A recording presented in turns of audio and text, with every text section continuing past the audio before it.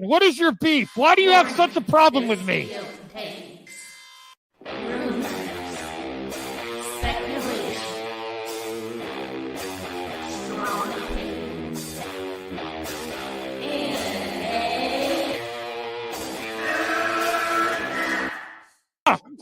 Can we get the real Andy? I would prefer the real Andy. Oh, let's get the real Max. I'll take off my mask when you take off your mask, brother. Because who's your new favorite YouTuber, Ian, that wanted to be on the show with us? The Madman. The Madman. Mad Movie Man. Let's bring on Max Movies because he scares the living shit out of me. Hold on. Oh, wow.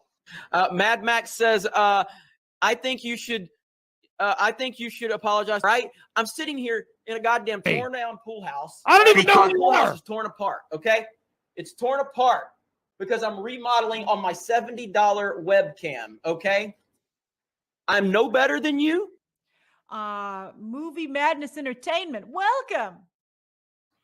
Welcome, everyone. I got the James Gunn background. What's going on? What do you do now? He's busy on Twitter. We'll see. I hope everyone's having a great night. Sorry I'm late. I won't be late for tomorrow, Ray. Don't worry. Tomorrow. Oh, no, he won't. Can you give a preview, Brian, just to show, behind you? Yeah, something came in the mail. No addresses.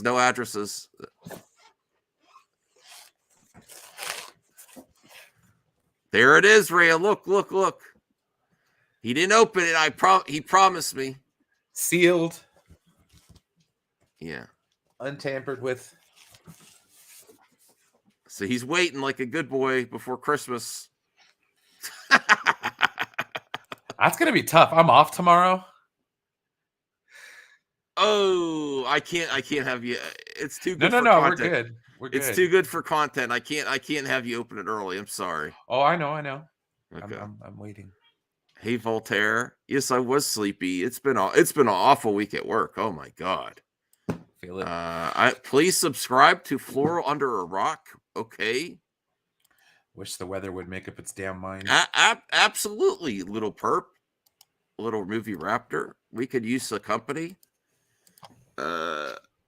James Gunn's been busy, but we do have breaking news first, though. Hold on, let me send a link to the perp. Ma'am, excuse me. The fuck? What is that? Oh, and CJH. CGH though, bro, you were making me struggle to stay on topic the other day. Oh my God. Hold on. That's just the kind of services you can come to expect. Why can't I? Oh, here it is. I sent it to you on Twitter, perp. Let me see about CJH. Oh, and Taladia.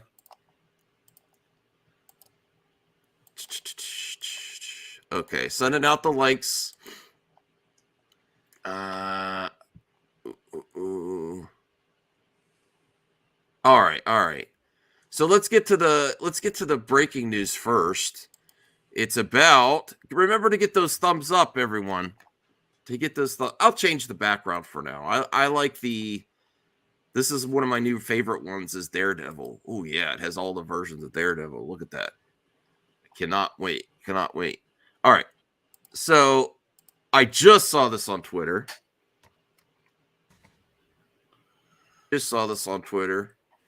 And we have breaking news.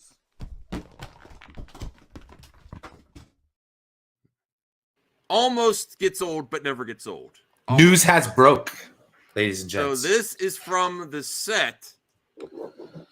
This is from the set of Captain America: New World Order. Ooh, I saw some of those. In breaking news, he is not going to go Cavill with Justice League. He has no stash. Thunderbolt Ross. Wow. Well, he doesn't have one for Indiana Jones, so like. How do we feel about that? I don't care. No stash. Stashgate. They'll probably CG it in. Yeah. Oh no, CJH, I don't want you to get that. No. Yeah, but I'm excited. I kind of would have. I'm not gonna lie. I would have preferred him to have the stash, but he's looking good. He looks. Can I be real? Oh yeah. He looks better in this type of uniform than the Indiana Jones uniform as he gets older. I don't know why. To me, Oh, I agree. Like, it's not becoming. Yeah, and or distinguished. Honestly, can I be real? This is probably better for if he turns into the Red Hulk without the stash, because the Red Hulk with a mustache, like, where does the mustache go when you Hulk out? It gets really freaking big, like turns Right. to like a caterpillar mustache. What happens? Hey, little movie raptor, how's it going? Hey, bud, what's up? Hey guys, how you doing? Good. Hey, What do you think of this breaking news of Thunderbolt Ross from Captain America 4 New World Order no longer has the stash? I mean, they might CGI it. Like, what? Oh my God. It's the anti-Cavill. It's the anti-Cavill? Yeah. The reverse Cavill. I sent it The to reverse you, Cavill. CJH. I sent it to you on Twitter. I bet they can make You think Harrison better Ford's going to looking grow a CG mustache? He's like, I'm not growing my mustache. Well, I mean, wouldn't Marvel. it be weird for Mustache CG for Hulk? Marvel. Never. Yeah, Senior Nerds, where's the mustache? But honestly, if they're going to have him also Hulk out, yes, I did. All right, hold on. Let me send it again. They're going to have it. They're going to put it on in post.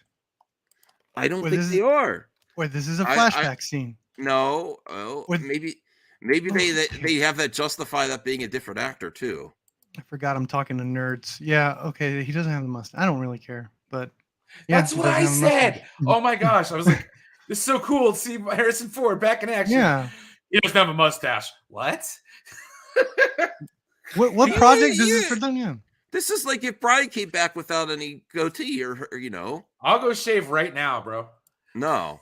Not that Don't big a do it. deal. Don't do it. No, this took me for a long time to grow up. Oh, wow. Anthony says it's not too late to bring back Sam Elliott. LOL. Played it in the Eric Bana one. I'd be all right with I'm that. going to save this image here. He looks great in that. He looks well. We'll have to get CJH on. I think CJH is here because he's the one that wants accurate underwear on superheroes. What do you think of the CJH? Is this break? Elliott. Oh, you say Sam Elliott instead? Yes. It's he's already casted, guys. That's so rude. I want the lonesome cowboy back from the Big Lebowski. He's going in to shoot that scene. I mean, whatever. I understand comic book fans for some reason need to have it perfectly the same. There's got to be a nit to pick somewhere. All right, Yeah. I'm starting to make peace with that. It would be nice. It would have been nice. It's too late now. Is what he says. I'm translating until he gets his new mic. This just isn't my branded nerd. Look, he's kind of like Kenny from South Park. Yeah, he does. Yeah, he does mean business. Oh, damn, Brucifer. Woo, making it rain.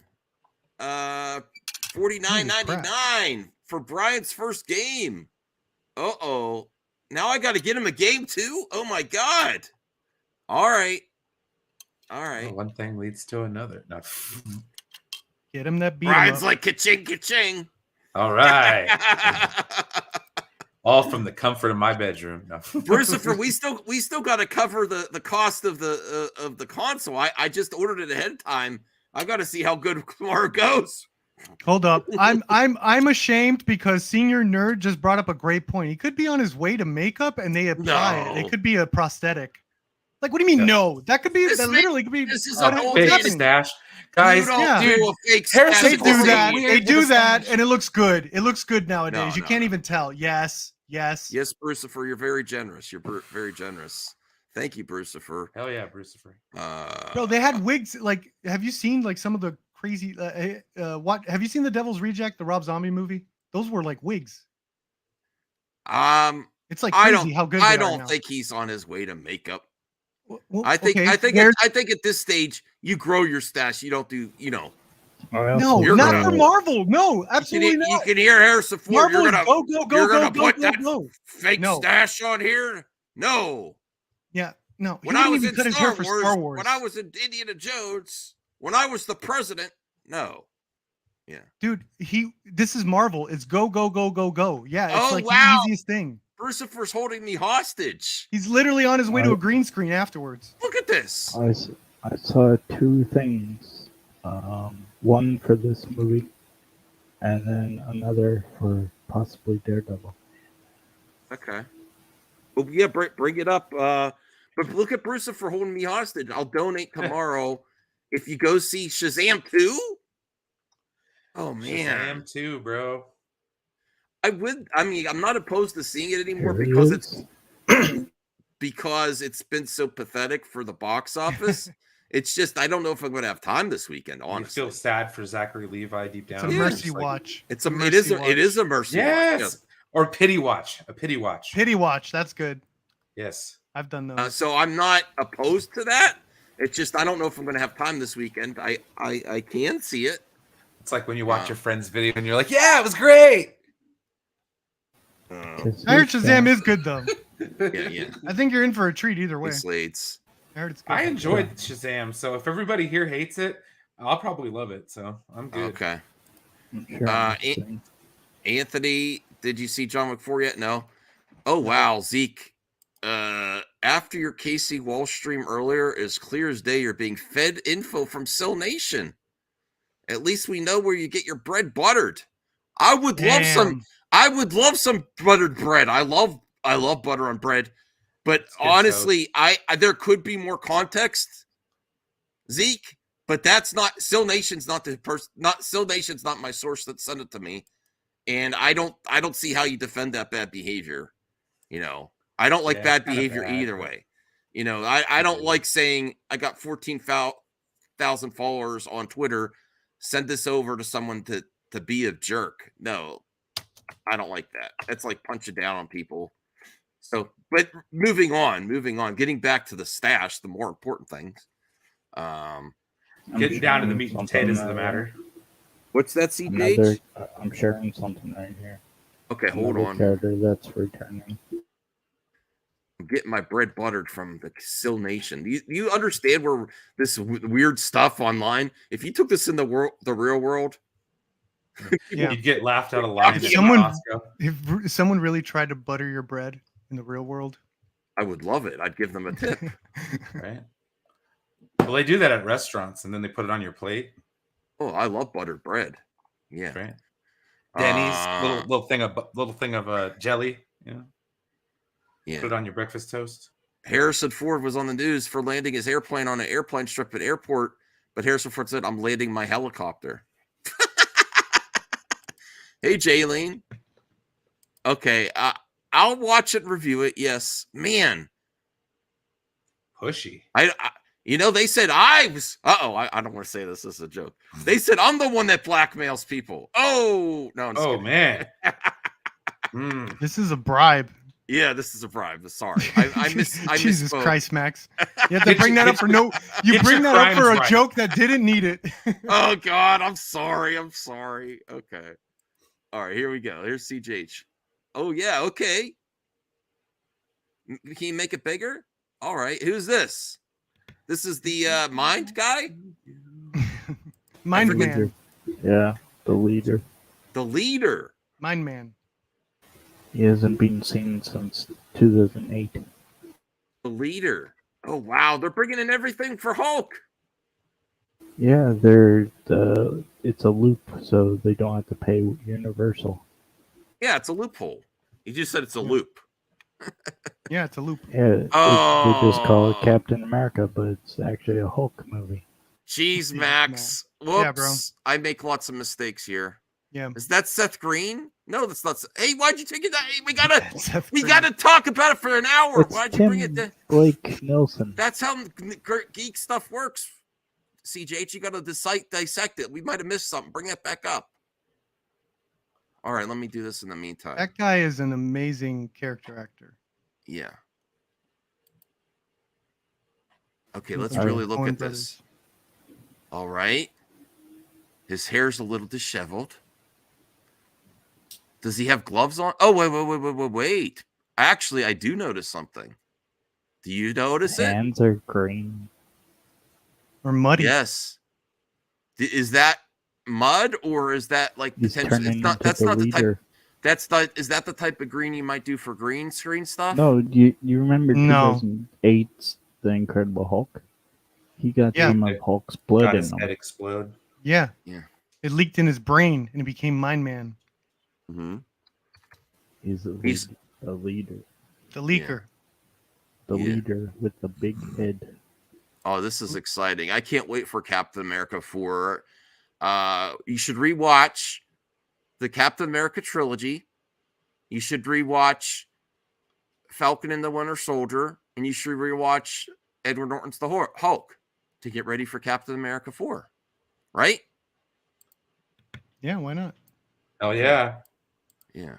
get it in. Get it in. All right. He's this guy right here. Hold Sharing on. my screen again. Megamind? No. Mind Man, the leaker. Oh. The leader. Okay. Oh, I thought something leaked in his brain. Yeah. Oh, isn't that like the dude from Green Arrow or the Green Lantern? Senior Nerd says, yeah, he should have had a bigger head. So again, on the way to makeup. Ooh, senior nerd. And then Everyone's on their way to makeup. We got Jessica Jones tease. Oh, wait a second. This is a family stream, Brian? Okay. It's not Yeah. now. Getting it What'd I in. say? That's not Oh, Sinestro. you know, Where is it? like a workout. You get a workout. Where is in? it, CJH? Oh, never mind. Well, I There it is. can't Yeah. share the audio because it's got music. But Well, you It's mute just- it. Yeah. You It's turn the just- audio down. she's in her Jessica Jones outfit. Send that Kristen Ritter updates. Let me look at that. I don't understand. What does that mean? Ritter Okay. update. Sorry. I got to check this out. Oh, I can't find it. Damn it. Oh, shared a tweet. Oh, you shared it to me. Did she say anything, or is it just her filming herself? I mean, she looks like she's in Zeke Cerebro. Okay, Zeke. I don't want my downfall because I don't do anything. All right, but whatever. All right, Have a let's good, have a good day, bro. I hope you have a great Wow. day. I hope you have a great day. Okay, let's go to I'll bring this up again. Wow. Is this a Jessica Jones Easter egg? I don't know because it doesn't. There's nothing that screams Jessica Jones in it. I mean, she does have the jacket on, but she's also got, what is that shirt? Let me see. Make sure the audio is down. We also got the Batman news as well. I mean, yeah, this could mean she's doing it. This could mean, but last I heard from sources on sites is that they were bringing back Bernthal because she wasn't available. Is the reason they brought Bernthal back, but who knows? I'm And then excited we to got the Batman news. Wait. Oh my the- god. What was the rumor that because they couldn't get her, they Clayface. wrote They the were- Punisher? They wrote her in as a cameo for Daredevil Born Again. Okay. And then because she wasn't available, they decided to bring in Punisher earlier or something, like to switch it up. Okay. I don't know if that's accurate. Things Yeah. change. Here's the thing. People don't like scoopers, right? But it's obvious that, especially on these superhero projects, things change all the time. And Yeah. it's not like you can't remove one character and put in another for a cameo. It's not like that, you know? Oh, wow. Crazy Joe is here too. Hi. Hey, Crazy. Hi. I saw you had an issue with one of my titles of my videos. I did. No, I'm just kidding. Well, you did a little bit. You did a little bit. You're like, why is this titled Zachary Levi? Oh yeah, the short. It said Zachary Levi says Shazam 2 is better than John Wick 4. But then I clicked the video and I put it didn't say that. I know, but if you notice in the title, I did the clickbaity thing. I put a double question mark, and then I put, but did he? And another question mark. Yeah, but he didn't say anything even close I know, to that. because I know that, but because that was being spread around, so I used the exact thing that people were saying. I put a question mark, and then I did another, I did the YouTube thing. That's all. Yeah. Hey, Max Movies. Hey, Ruby 900. I appreciate. What do you think of this, Crazy Joe? Is this mean Jessica Jones is back? Oh shit! That had the music again. Well, I think she's playing Stone Temple Pilots. It's just a video of her like playing with her hair, though. Like, why would that? But she's got the jacket on.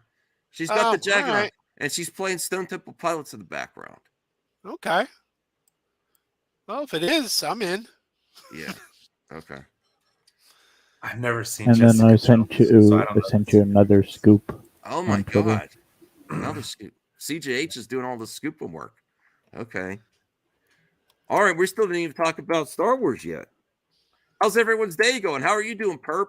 How are you doing, Brian? Crazy Joe, CJ. I'm doing great. That's great, man. Can't complain. I could complain. It's been a rough week. I'm sorry, I'm glad Max. to be on. I'm glad to be on.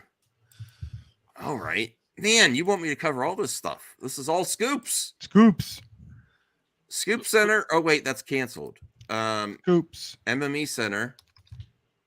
All right, let's talk about the Batman 2 then. Oh no.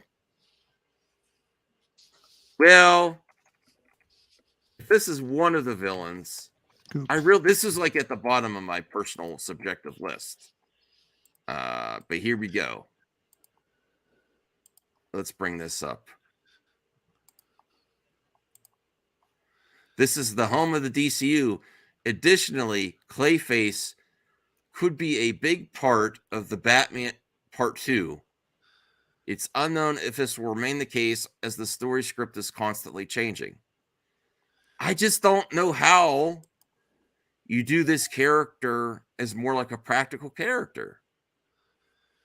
Clayface. Are we sure about that? Because there was another report going around today that said Clayface was being pitched for his own movie for James Gunn.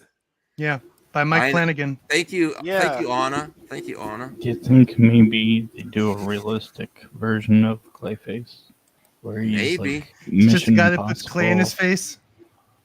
No, it's kind of like, Tom Cruise and his disguise mask. The original Clayface, the Golden Age Clayface, was not made of clay. He was a horror movie actor who wore a mask. Yeah, and that's what they're saying they want to do. Well, it's on deadline. To go along with that, I always wondered how come no one, even as a grift, reported the fact that why was Tom Cruise shown the Flash? Why did he see the Flash? I think it's just a marketing thing. Well, but he still saw it. Like, they said he requested to see it. They said he I think they've reached out to him that the Flash could use some help, and Hollywood now views Tom as the one that brought back the movie business industry in the theaters. Okay. I'll start the rumors. He met with Gunn. He's meeting with Gunn. He's meeting with Gunn. I'm calling it. No. Well, here's what do call it here. Here's two things. He's Green Lantern. Here's two things that Tom Cruise actually did. Yes, he did. He was one of the first productions that got back on track with the protocols during the pandemic with Mission Impossible. And then he also made a movie that's not just another superhero movie, and blew the box office wide open with Top Gun Maverick. So he has been successful these last few years. Yeah. And he's maybe even more popular than ever. Yeah. And he deserves a lot of credit for that was a big production that he got back on track, and then there was the leak of him yelling at the person. But he's basically said everyone's counting on us. Yeah. So he did do two things. He was one of the first major productions to get back to filming. Mm-hmm. Whether you think those protocols are BS or not, it doesn't matter. He got people working again, you know, and that's with insurance companies, because insurance companies were also, you have to insure these big budget movies. Yeah. So that's why I believe he was like so intense with his crew. He's like, insurance companies looking at us, people's jobs are on the line, and you just don't want to do this. It doesn't matter what you believe. We have to set this to get people back to work. And then he was one of the first movies to get to $1 billion after the pandemic. So I do give him utmost respect for what he did, you know? So I understand why. And that is potentially why the Warner Brothers marketing department, including Zaslav, reached out to him like, can you help us with The Flash? And he's like, sure. He's like the ultimate influencer for the movies right now. Right. Out of nowhere. He's like, yes, okay. He's like a social media influencer.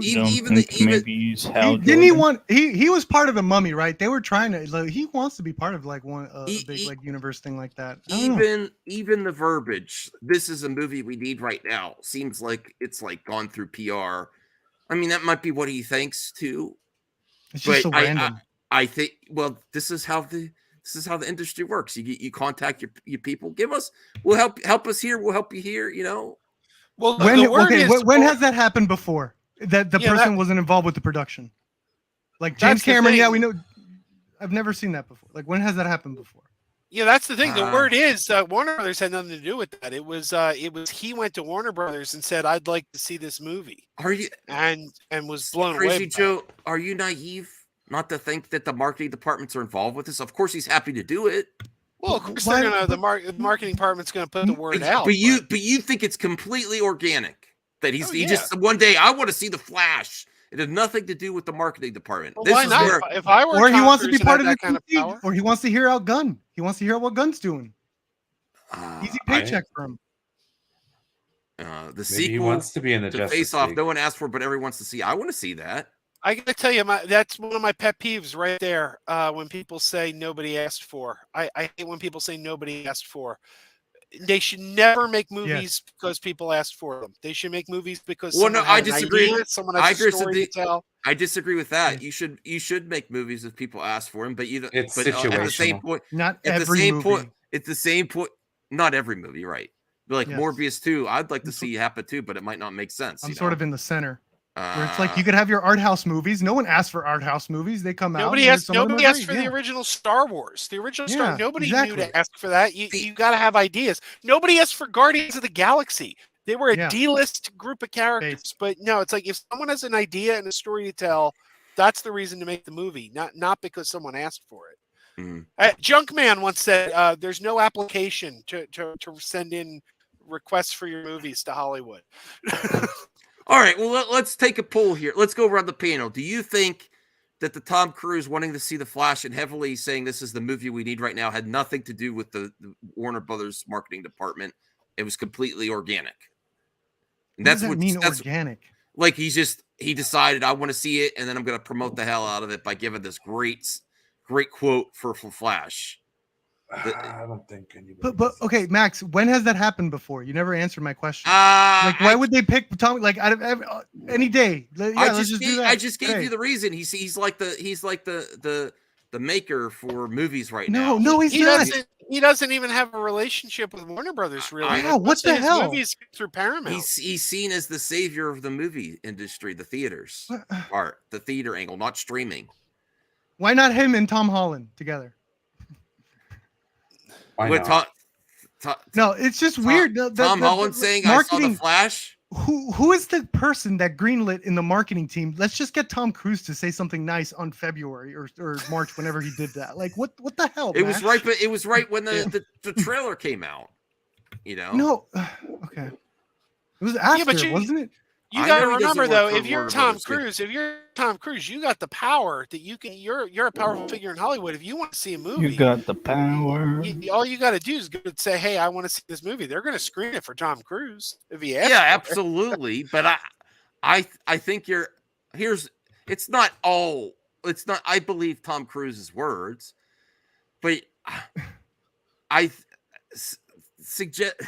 But that's never happened before either. There's no precedent of getting like an actor that's in the top of the game. Well, social media influencers a lot of precedent. I think that Tom Cruise is more than just an actor. He's sort of like a social media presence now, and for the movie industry. You know, he's a go-to guy now, based on the events of the pandemic.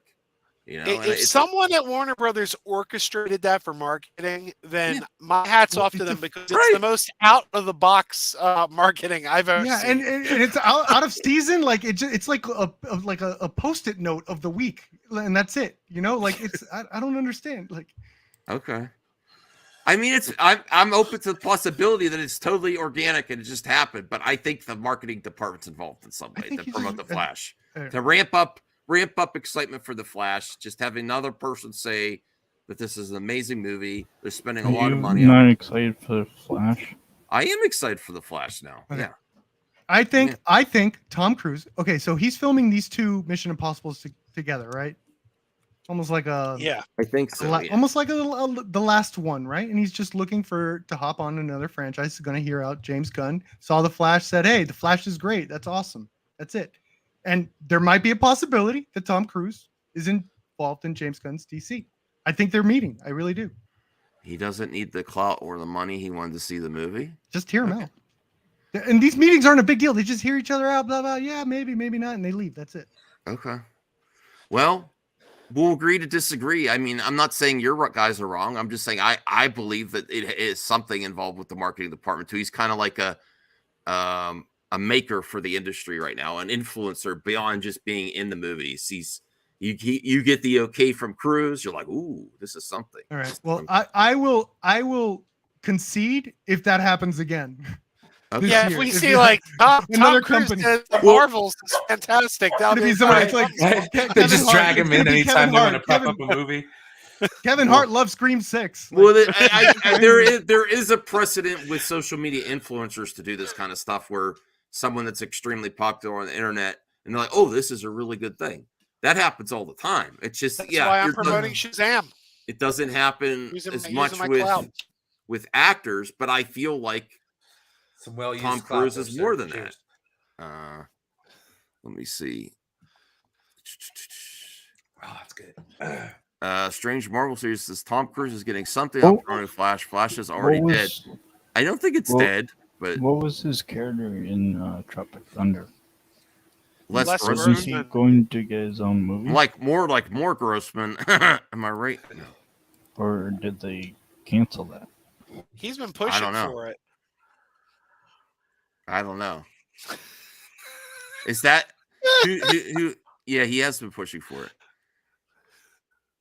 Kyle says, to give an example, no one wanted to make more strict until Lucille Ball said, yes, I want to see it, and that helped finance it. Okay. Very true. What's up, Kyle? Yeah. What's next? Tom Cruise in Star Wars? That would be great for him to be a pilot of the Rebellion. Holy shit. I think he should actually start promoting the Tom Cruise, where you go on a cruise ship with Tom Cruise. Boom. Cruise on the cruise ship. Tom Cruise. Tom's apostrophe S. Why not? Jay and Silent Bob are doing one. The Tom Cruise. What? Bro. Kevin you didn't Smith hear about cruise. that? Yeah, No, Jay and but Silent that sounds Bob are having a amazing. cruise now. Yeah. Oh God. Brian, hold down the fort. My dog's already started, and we're only 30 minutes in. Is Kevin Smith going to walk around high with as hell Silent in the Bob? open sea? I just took you out, brother. I just took you out, brother. What are you going to walk around in character? That'd be fun. I don't know. They're doing like a live script reading of Clerks 3, like on the, Get up on the here. boat. But Get up here. Oh man. I don't want to cry in front of people. We have That a movie show. makes me so sad. We have a show. Which one? Not gonna Clerks lie. 3, right? Look, Clerks 3, yeah. Voltaire says I heard it's that. Tom Scientology buddies called in. Yeah, maybe Zaz loves Scientology. No, I'm just kidding. I don't know, maybe. You We're can just speculating. sell melted ice cream if you're famous. Stuff doesn't mean it's good. Oh wow! All right. Thank you, Strange World. Let me, Basil. I just took you out. All right, hold on. Did anybody by any chance catch the show that we did last night, the Muppet Talk show? I was able to give it a like. I was still at work when it was going on, so I was not able to catch I think it went well. We did a full hour. I think it went well, but the first half hour, Chris had connectivity issues, and it got comically bad, like to the point where he was on like a 30-second delay and couldn't hear what we were saying, and then he'd jump in and interrupt. Next thing, it was like I'm texting him like, dude, you need to move to another room. You need to sit next to your router. Sit on top of it. Hey, Joe, for another episode, I got a list of a bunch of puppet horror films. Would you ever do one of those? Jump into that? Yeah, sure. Why not? Rated R puppet movies. You ever see the Peter Jackson movie? Meet the Feebles. Yeah, absolutely. That was wild. Absolutely. Well, our guest yesterday, Gene, his brother was the star of the movie Happy Time Murders. I don't know if you saw Happy Time Murders. Oh, I love that movie. Yeah, that's awesome. Yeah, Bill Beretta. Bill Beretta was the detective, the one that shot Silly String all over the. God, that was hilarious. Oh yeah, that's one of my favorites. All right, that's a movie that needed more attention. Nobody went to see that. I saw it on HBO. God damn. Oh, I'm back. Who missed me? All right. I'm back. Yeah, buddy. We got 2 more viewers because you were gone. See that? Oh, wow. I don't know. YouTube's been weird lately. I know. Come on, everyone. Thumb this video up here. Okay. This is from Deadline. Let me see this. This is he flashes a pic. Uh-oh. About Clayface. What? Let me see. That's what the article says. Let me bring this up here. I think he pitches like he pitches a movie. Oh. What did I say? You said he flashed the pic. Oh. Mike Flanagan pitches pic. I thought it's I don't know, Flash from the Flash movie. I don't know where I don't know. I'd like to see him flash a pic. That might be fun. Yeah. On Clayface, the Warner Brothers DC. Like a guitar pic?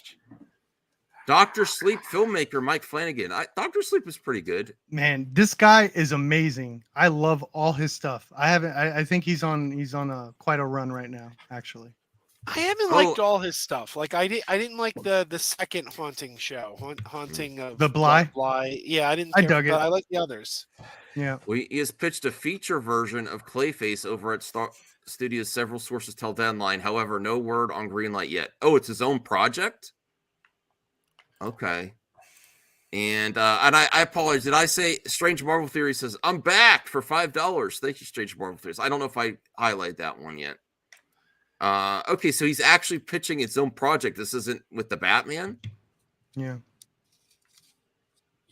Based Flanagan. Okay. Based Flanagan. Word is that Flanagan and his Intrepid Pictures partner Trevor Macy had a meeting with DC bosses James Gunn and Peter Safran. Flanagan, we understand, wasn't pitching the character to be part of Matt Reeves' DC Elseworld, the Batman 2 set on October 3rd, 2025 release date.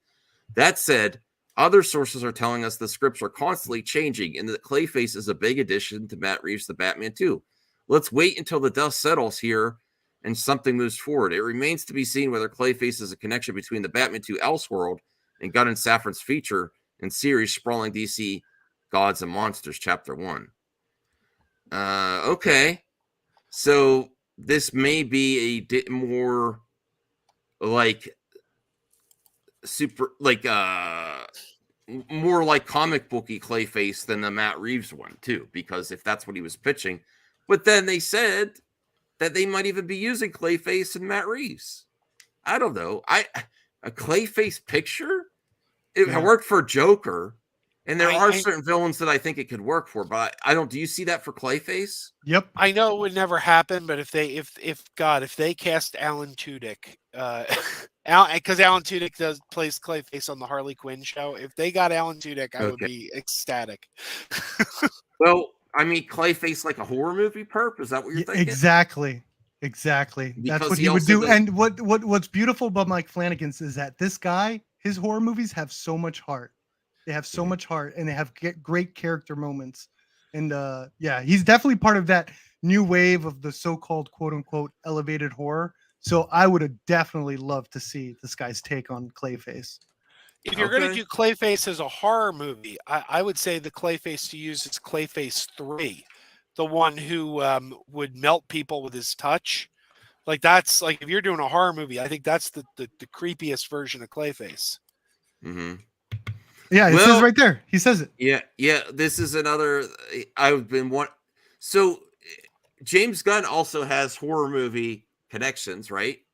With correct. With Brightburn and his Slither. directional debut.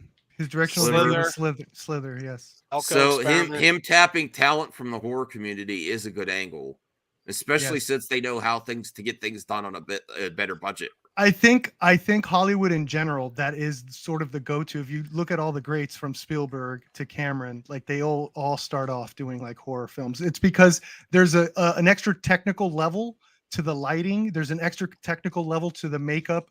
More time is consumed. All this stuff could be transferred over to bigger movies, like adding CGI or stunts and all that stuff.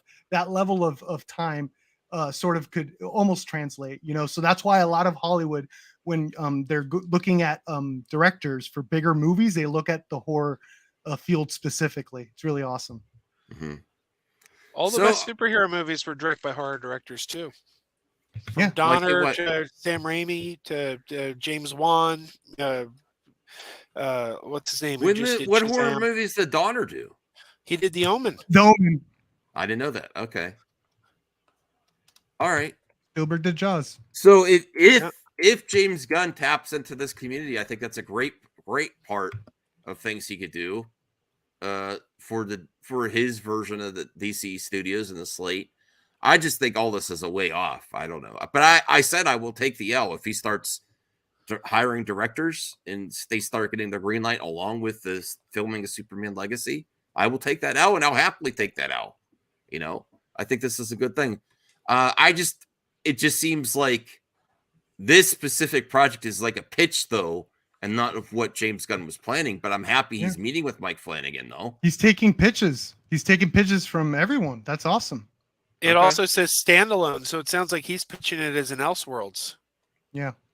Well, if it's Elseworlds, that might not be directly Gunn. I don't know. And this leads to what Joe was saying earlier. No one asked for this, but damn it, if Mike Flanagan has like an idea that he loves and he's willing to go over there and pitch it, like hell yeah, do it. Yeah. Okay. All right, that's good news. Nothing's happened yet, but good news nonetheless. Nice angle. James, meet with more horror directors. Yeah. Okay. The Max verse. Thank you, Larry. And if you are, let me see how many likes we're up to, because I need my likes. I'm very vain. No, I'm just kidding. $3 breaking scoops. Flanagan denied this. Really? Oh, really? I thought we just saw his tweet. Yeah. Flanagan denied this. What's going on? I don't know. Are we peddling fake news again? Well, occasionally. I thought that was via Deadline. See? They're all the same. Oh man. Hey Anthony, how's it going? You hear me? Well, it's staticky. Yeah. Let me come back. Yeah, that's a good idea. Thank you, Anthony. I don't know why it does that ever first. Okay, so we're at 15 likes. Help get us to 20 likes, everyone. We have 24 people watching. Help get us to 20 likes, Anthony is back again. Hello. Oh yeah. Whatever you did worked. Yeah. James Gunn already said he won't greenlight without a finished script, and that's why Marvel has so many problems now. Okay. All right, should we get to the main topic about Star Wars? Is this going to contain spoilers for tonight's Mandalorian? Because I haven't seen it yet. Yeah. Oh, then I should probably go. I can wait, though. Can we find out if Mike Flanagan denied it? Like, I'm kind of curious. Or should I just do did that on on my his own? own- Are you really he dead? did on his own Twitter account. Okay. Did on his own Twitter account. Okay. Well, I said all the trades are the same in my view. I mean, I was slightly. more It's do. it's because Matt Reeves is doing a version of Clayface, but I think Matt Reeves' version of Clayface, he's doing the original, like the original Clayface, like not like that transform stuff. He's doing like the Golden Age Clayface. That's the version that Matt Reeves is doing. I think yeah. Oh man, But I would love if Mike did Clayface. I think he's. I'll say I have to do the Star Wars, but I'll do the other stories first. Crazy Joe, we'll do the other stories first, and then we'll get to Star Wars because we're gonna have to watch Rebels. Yeah, should actually probably go pretty soon, so I have time to watch it before I need to go. It's to a great episode. I would say it's one of the weaker episodes of the series, though, even though it's still like a 7 out of 10 for me. I still enjoyed it, and I still love the series as a whole. You know, I like that. Oh, this is something that's actually perfect. I saw this. Hold on, let me bring this up. This is some more rumors. This is fun rumors, though. This would be a great one. This is just potentially like a fan casting. Hold on. I saw this on Twitter. That's a great thing. I see it on Twitter. Okay. Ben Schwartz has confirmed his interest in playing Plastic Man with James Gunn and Peter Safran's DC universe. I think that's perfect. Going to Tom Cruise. Yeah, I mean, after the success of Sonic, why not? I think it'd be great. If I ever got the chance to be that character, it'd be the dream come true. I just love that character. That would be fantastic. What do you think? Oh, Ethan's here. Wait, who you actually? Oh my OMG. Yas! Ethan, aren't you busy being on the Timcast? What the heck are you doing over here? Stop. Hey Ethan, check your direct messages on Twitter. That sounds good to me. Okay. No, I think personally, I like Ben. I think he's a good actor. Plastic Man. Oof. Oh, Perfect send him the link. Okay, he needs to get more of the perp. Okay, So, let's get Ethan on here. I think that would be a perfect character for him to play. Why not? All right. And I didn't check. I actually started watching Timcast that episode just to see how Ethan did, but I didn't watch too much of it. I eventually get to it. Hold on. I'm sending you the link. You're missing out on Disney Star Wars, Ethan. I've got to tell you what. This should be. He's a big fan of the perp, the little movie raptor. Big fan. Yeah. No, I think this would be loves perfect. me. I'm interested to see this character. I don't have a great affinity for this character personally, but I think that seems like something James Gunn would be good at. Hey, Ethan is here. Hey boys, how you doing? All right, you've had a busy week. Hello. Yeah, I'm getting around. I'm talking to all the people, Yeah. letting them know. And you still have time to come around my channel. So I got 20 viewers. Thank you, Ethan. Appreciate it. Yeah, I like you guys. I come in here because it's you. I got Little Movie Perp here. I got $3 Theater in the chat. I don't know if he's going to join us. Look, it's nice to talk to people who disagree with me. It's fun. Yeah. Did you get good results from being on Timcast, by the way? Oh my god, dude. Hell yeah. Like that's a whole other world. I've been Really? on some pretty big YouTube shows, but like that's like going on CNN. I mean, the viewership. Yeah, and they flew me in, they put me up. Oh, really? Yeah. This is paid. Yeah, it was just great. Well, just so you know, the plane ticket is on your way to MM. No, I can't afford that shit. It feels different than anything else. There's a nice like room where the whole thing is just a good setup, and yeah, we had like I think 26,000 people watching live, and the video's gotten nearly 300,000 views, and I probably made $20,000 in sales from it. Oh wow, you got a boost. Okay. Yeah, really, really appreciate it. What a great thing. It's very kind of them to let me talk like that. So yeah, I am going to get Cyberfrog 1. So when the next time you have an eBay listing, send me an Twitter, and I'm going to go through eBay. You know what? I got like something. What I do is I've got a dinged and dented versions because I know it's expensive. Dinged and dented is $10. I'll send you a link to that if you just want to pick up one of those. Yeah, it's a reader copy, right? So right.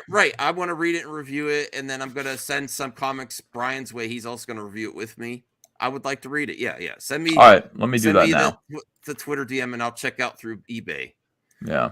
Because I want to get back into reading comics again. You know, there's some comics I Did also you stop reading comics? I mean, I haven't recently, no. But I want to. I want to get back into it. I ordered some other comic. I ordered Mikey Sutton, Dreamwalker. He's a movie scooper. People don't like movie scoopers, but he has a new comic series that's up to like 3 volumes, and it's becoming a TV series. So I'm great. So I'm gonna read that too. I don't know where that is. I ordered it a while ago. I have to see. Is it a crowdfund or was he selling it? He's selling it through Second Skin Comics.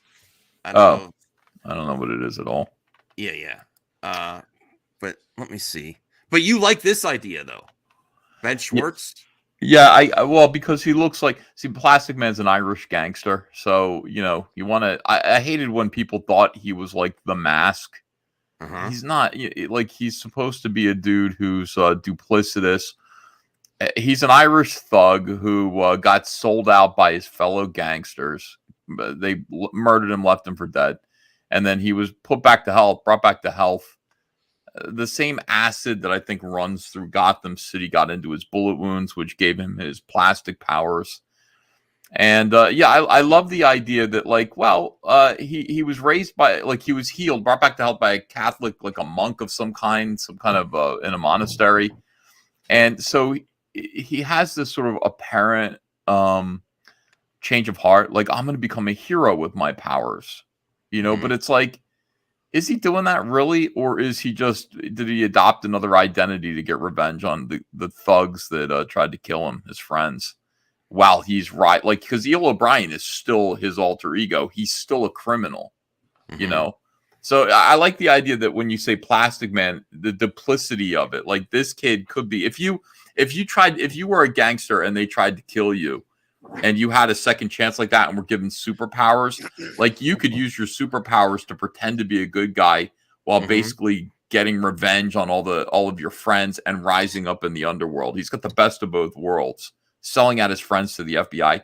So I love Plastic Man. I really hope that that's what they're going with this. That's the direction they're going, and it's not some Jim Carrey shit.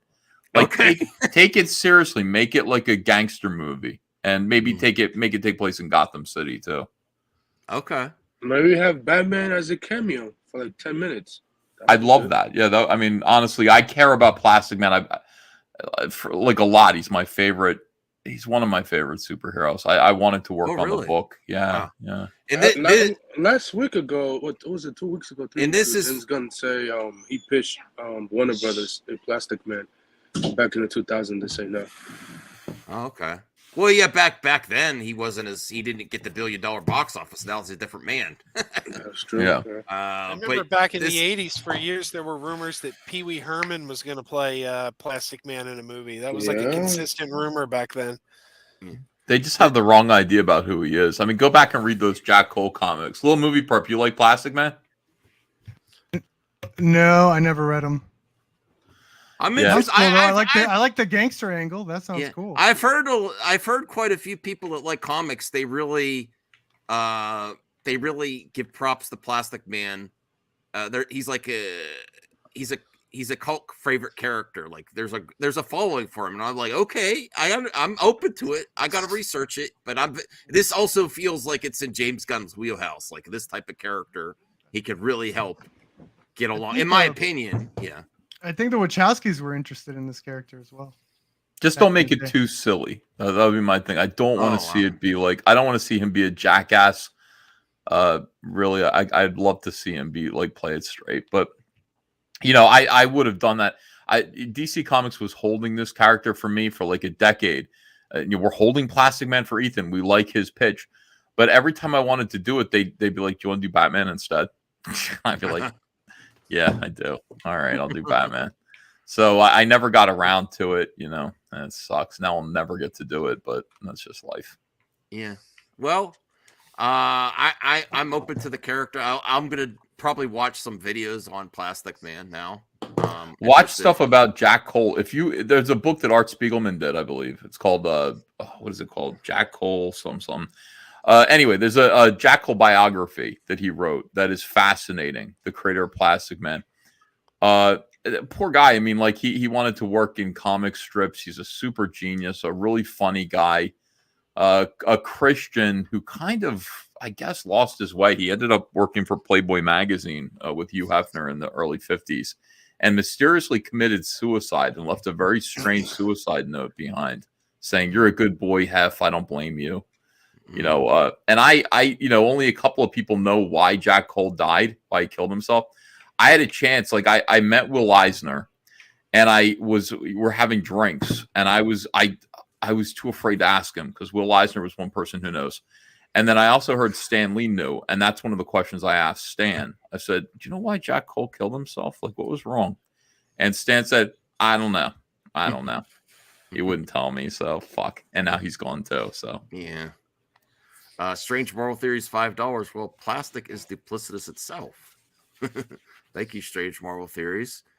Samuel says Plastic Man is cool, but way too early to introduce him now. Gunn should focus on the Trinity. Not really. It's not way too early if you want to use Plastic Man. I think this is also could be done well low budget, I think. And maybe. But the thing is, I mean, like, James Gunn already said that Superman's already established. So in Batman, so he's got to reestablish. Go back and do a new Superman because the current Superman was too dark. You know, go back to doing. I love that James Gunn said Truth, Justice, and the American Way is coming back. Like Superman is American. Let's just claim him. I know a lot of people disagree with that, but let's be proud of him and own him. You know. All right, I'm not opposed to that. What do you think of DC movies now after Shazam 2, Ethan? I love the Shazam movie, so I don't know why everybody. Oh, you do? Yeah, no, I do. Yeah. Okay. Yeah. Did you see the second one? Not yet. I saw the first one. I liked it. I need your help.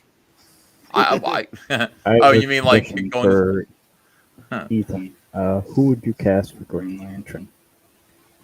I don't know anymore, but I used to say, remember the show Lost? Yeah. Of course you do. Sawyer from Lost would have been my Hal Jordan. He just had the right swagger, the smirk, the jawline. To me, he looked like Hal Jordan. I would have cast him. I don't know what he looks like now if he's too old, but he would have been good. My favorite Green Lantern's always been Guy Gardner. I'd love you're to you're growing on Crazy Joe. Crazy Joe's like, I don't know about that, Ethan, but I like talking him. And then you said you really like Shazam, and that's one of his favorite DC movies. It was good, right, Joe? I mean, it was really sweet. It's my favorite. No, I was telling Max the other day. I said I never. Well, that's not true. You and I actually met at a Comic-Con like 10 years ago. You actually did a bumper for my podcast. But I hear stuff about you. You know, people talk about you all the time. I got the impression, no offense, but just based on what I've heard, I got the impression you were kind of a jerk. And then I met you on here, and I'm like, well, he seems like a decent guy, from what I can tell. No, I'm a jerk, trust me. But I love comics, and I will talk about comics with anybody. I really will. And I don't mean, listen, I've got my point of view. I argue with people about it, but it is what it is. But I've seen on all sides lately. I'm just me personally. I'm done with arguments on Twitter, and I've calmed down a lot. I'm just like, it's not even worth it. Well, Max, you had your friends turn on you. You got a taste of cancel culture, and you're like, fuck this. No, it's still to this day, people don't want to talk to me. Yeah, it's weird. Yeah. It sucks, man. It's nonstop. And people shock you. Like, I never thought you would stop talking to me. I'm like, okay. That's always disappointing. Two of my best friends turned on me because it was just so convenient. I understand completely, man. It's standing behind someone when they're being canceled. I had nothing on your level either. I'm like, it's been fun. If it impacted my livelihood and my job, I'm like, wow. I would be a certain way myself, I don't want any parts of it anymore. I try my best to be a good friend to Max. They neutered you. Max is like, fuck it. I'm out. I'm not fighting anymore. I'm 41 now. I want to love more people. I want to talk to more. I'm out. I'm like, no, right. thank you. No, thank you. I just want to love things. I actually think there's a lot of this to me is the best time to be a nerd. Growing up in the 90s, the amount of stuff we're getting right now in entertainment surpasses all my expectations. And I know you're not exactly a fan of Disney Star Wars now either, but to me, I love it. Like, I love the new Star Wars. Yeah, I do too, but I like the Force Mandalorian's Awakens great. Mandalorian's not the sequel fun. trilogy, the stuff on Disney Plus. Like, I love. I want to like it. I do want to like it. It's hard, man. I can't bring myself to support it. So I know lots of people. Their line is that the way Gina was treated. I understand. I'm not saying that's all of it, but I know that's a part of it. I understand. I wouldn't be opposed to her coming back. Max, I go to Target and I look at the Star Wars toys and I literally tremble. Like, I'm like, you don't understand. I spent so much money on Star Wars, so much money, and I see some of the new stuff and I want to buy it and I just can't do it. I won't let myself do it. It sucks, man. Boycotting anything that you love sucks. And I just want, like, all I want them to do is be like, what would be good? Like, just apologize. What we did to Gina Carano was wrong. And then Bob Chapek's gone. That's not so bad. I don't know. I'd be happy with that. Just we fucked up with Gina Carano. I'd be all right, here comes my money. If I was in charge, I'd just be like, you know what? Can we bring Gina back? And personally, I just like, it's not worth it to me anymore. Like, I don't like the things she said on Twitter, Ethan, but she has every right to say them. People say cringy stuff on Twitter all the time. I've seen it. I'm just like, whatever.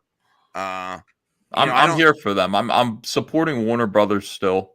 You are? Yeah, I am. I'll go to see a DC movie. Okay.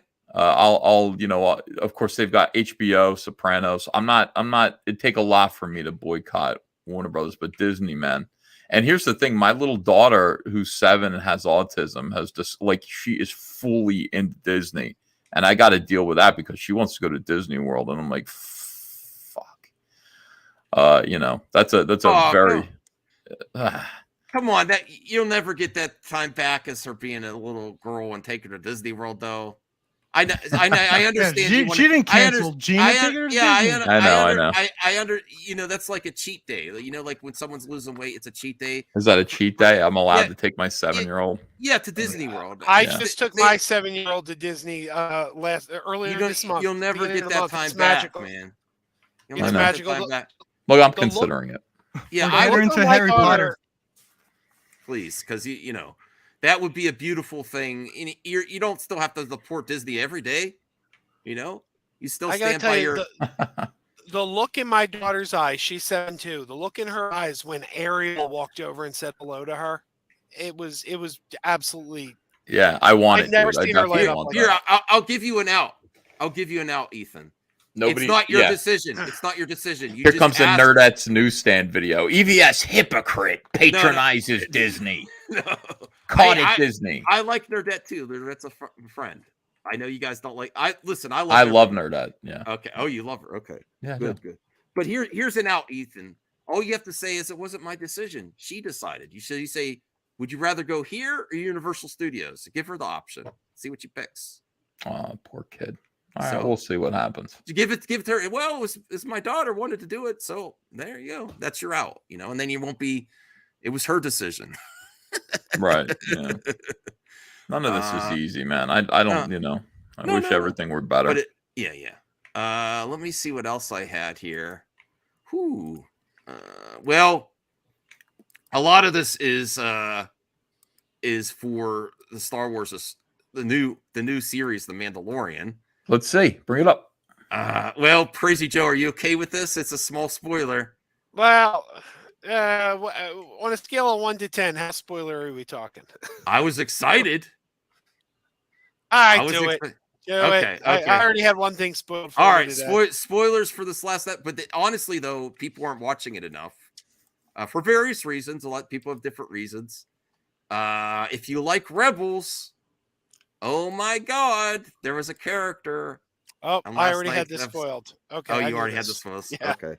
It was very exciting to see Zeb in The Mandalorian could set up a new character arc. I think he looks decent for a CG character.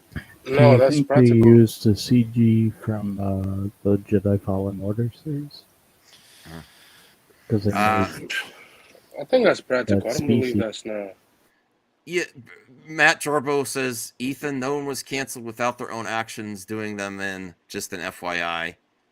Yeah, I'd love to talk to you about that because I don't think that's true. I think that you can say that about almost anything.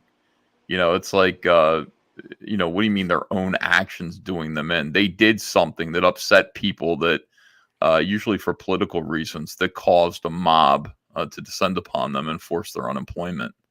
I don't think that's their own actions. I think that's a pitiful thing to say. Shame on you. See, I give Disney a lot of credit on that because the first time she did it, they didn't fire her, and then she did it again and they didn't fire her, and then there was like a third event, and they said that they had a meeting with her agents and they stamped out an agreement saying, this is what you can and can't do, and she did it again. So I feel like she got fired not for what she said, but for violating whatever agreement she signed. I know I worked in customer service and people on the phone used to say to me political things all the time. Half the time I agreed with them, half the time I didn't agree with them, but I had to bite my tongue and be silent because I knew that if I agreed or said, we were being recorded, I could get fired. Oh, Matt was talking about you, Max. He was saying you did yourself in. Well, that's me and Matt we're on speaking in the chat terms, but I honestly we're taking a break from each other as collaborators, Ethan. Not to give too much. He's doing his thing, I'm doing my thing. So all right. No shade on Matt. He's doing his thing. He's got a good viewer base. Hey, I want to know why Matt said that I needed a lot of luck for my show last night. I mean, I love Matt. I don't know. I've been doing live streams for years. I don't know why he thought I needed luck. He did a show on the Muppets. Yeah. That's his love. It's not about it's about the love of Are you okay with the Muppets still, Ethan? Jim Henson's I was never a fan of the Muppets. Oh, all right. Never. I like Sesame Street better. Sesame Street? All right. Yeah, I like those characters better. I do. I got Guy Smiley right here. Oh, look at that. Is he still on the show? Is he one of the ones that they kind of got rid of? Oh, no, he's still on occasionally. I mean, he used to be performed by Jim. Obviously, Jim's gone, so he has a new performer now. But yeah, he still shows up. Mm-hmm. Well, this is what they've done for this new season of Mandalorian. This is a character from the Rebels animated show that lots of people were excited about, and it leads directly into the Ahsoka show, which we are going to get later this year. Well, they even kept the voice actor. Yeah, it seemed like the voice actor. Seems like they're getting together a live action version of the Rebels show, and that's very exciting. And then here's, of course, why wouldn't there? Yeah, here is a peek at the rumored villain. This is kind of beyond Ethan. You've kind of checked out a Star. You don't know about. Do you know about Thrawn and all that? Yeah, I know about Thrawn. Okay. Has he appeared yet? They're hinting heavily that he's going to appear in Ahsoka or maybe afterwards eventually. I mean, she mentions him. He's appeared in animation. Yeah, he has appeared in animation. Well, I know that. I'm just saying, has he appeared live action? Because Ahsoka kind of drops his... In that one episode where she first appears, I think she kind of mentions him or alludes to him, which indicates that he's on the way. I don't remember how she did it because it's been a while. But well, to be honest, Star Wars, even though I'm happy with the Disney Plus version of Star Wars, they need a big bad villain, and Thrawn is really has a lot of potential to be one of the best villains in Star Wars in live action too. Could you imagine Christian Bale as Thrawn? Well, they had. I wonder if they could get him. They had that one. They had that one guy, Skarsgård, that they were considering for quite some time. But I think that kind of maybe fell through. So a villain was introduced in season 2 of The Mandalorian, may be returning as the antagonist in Ahsoka on Disney Plus. Grand Admiral Thrawn was previously revealed to be the main villain in the upcoming series. Ezra Bridger. Did he appear yet? Did they do Ezra Bridger? I feel like they did. He's gonna be in the show in the show Rebels here. This is the show. This alien here is the one that we just saw the picture of. So Right. they are assembling this Rebels group. They have cast Ezra for sure, I believe. Yes, he's already casted. Yeah. It was already confirmed that both he and Ezra Bridgers will be the focus of the show, and the rescue from unknown regions will serve as the main conflicts. Morgan Elizabeth, who appeared in The Mandalorian, was revealed to have major ties to Thrawn. It was reported at one time she could be returning in Ahsoka at some capacity. Okay. I do want to see Thrawn though. I don't think they should wait too long. Some of these Disney series, like even with the MCU, they're waiting a little bit too long with some of these really fan requested characters. Like Thrawn's like a no-brainer. You're going to get lots of people on Thrawn. They're waiting a little bit longer for the Fantastic Four and the X-Men and the MCU, although we are getting Wolverine. So this is exciting to see another villain, but yeah, I want to see Thrawn. What's this about Wolverine? Is there a new Wolverine? Oh, he's back, Ethan. Hugh Jackman. Oh, Hugh Jackman. Good. Deadpool 3. I knew that. I knew that. Yeah. I heard the Dopender is back too. Voltaire paid me $1.99 to keep Jarbo off and more EVS. Okay. I'll accept that. That's a fair trade. Thanks for sending the link when I asked for it. Appreciate it. Yeah. But I'm very excited about this. Who else is excited about the Rebels? Brian, Perp. Honestly, I'm thinking we might get a Sabine cameo before too long here.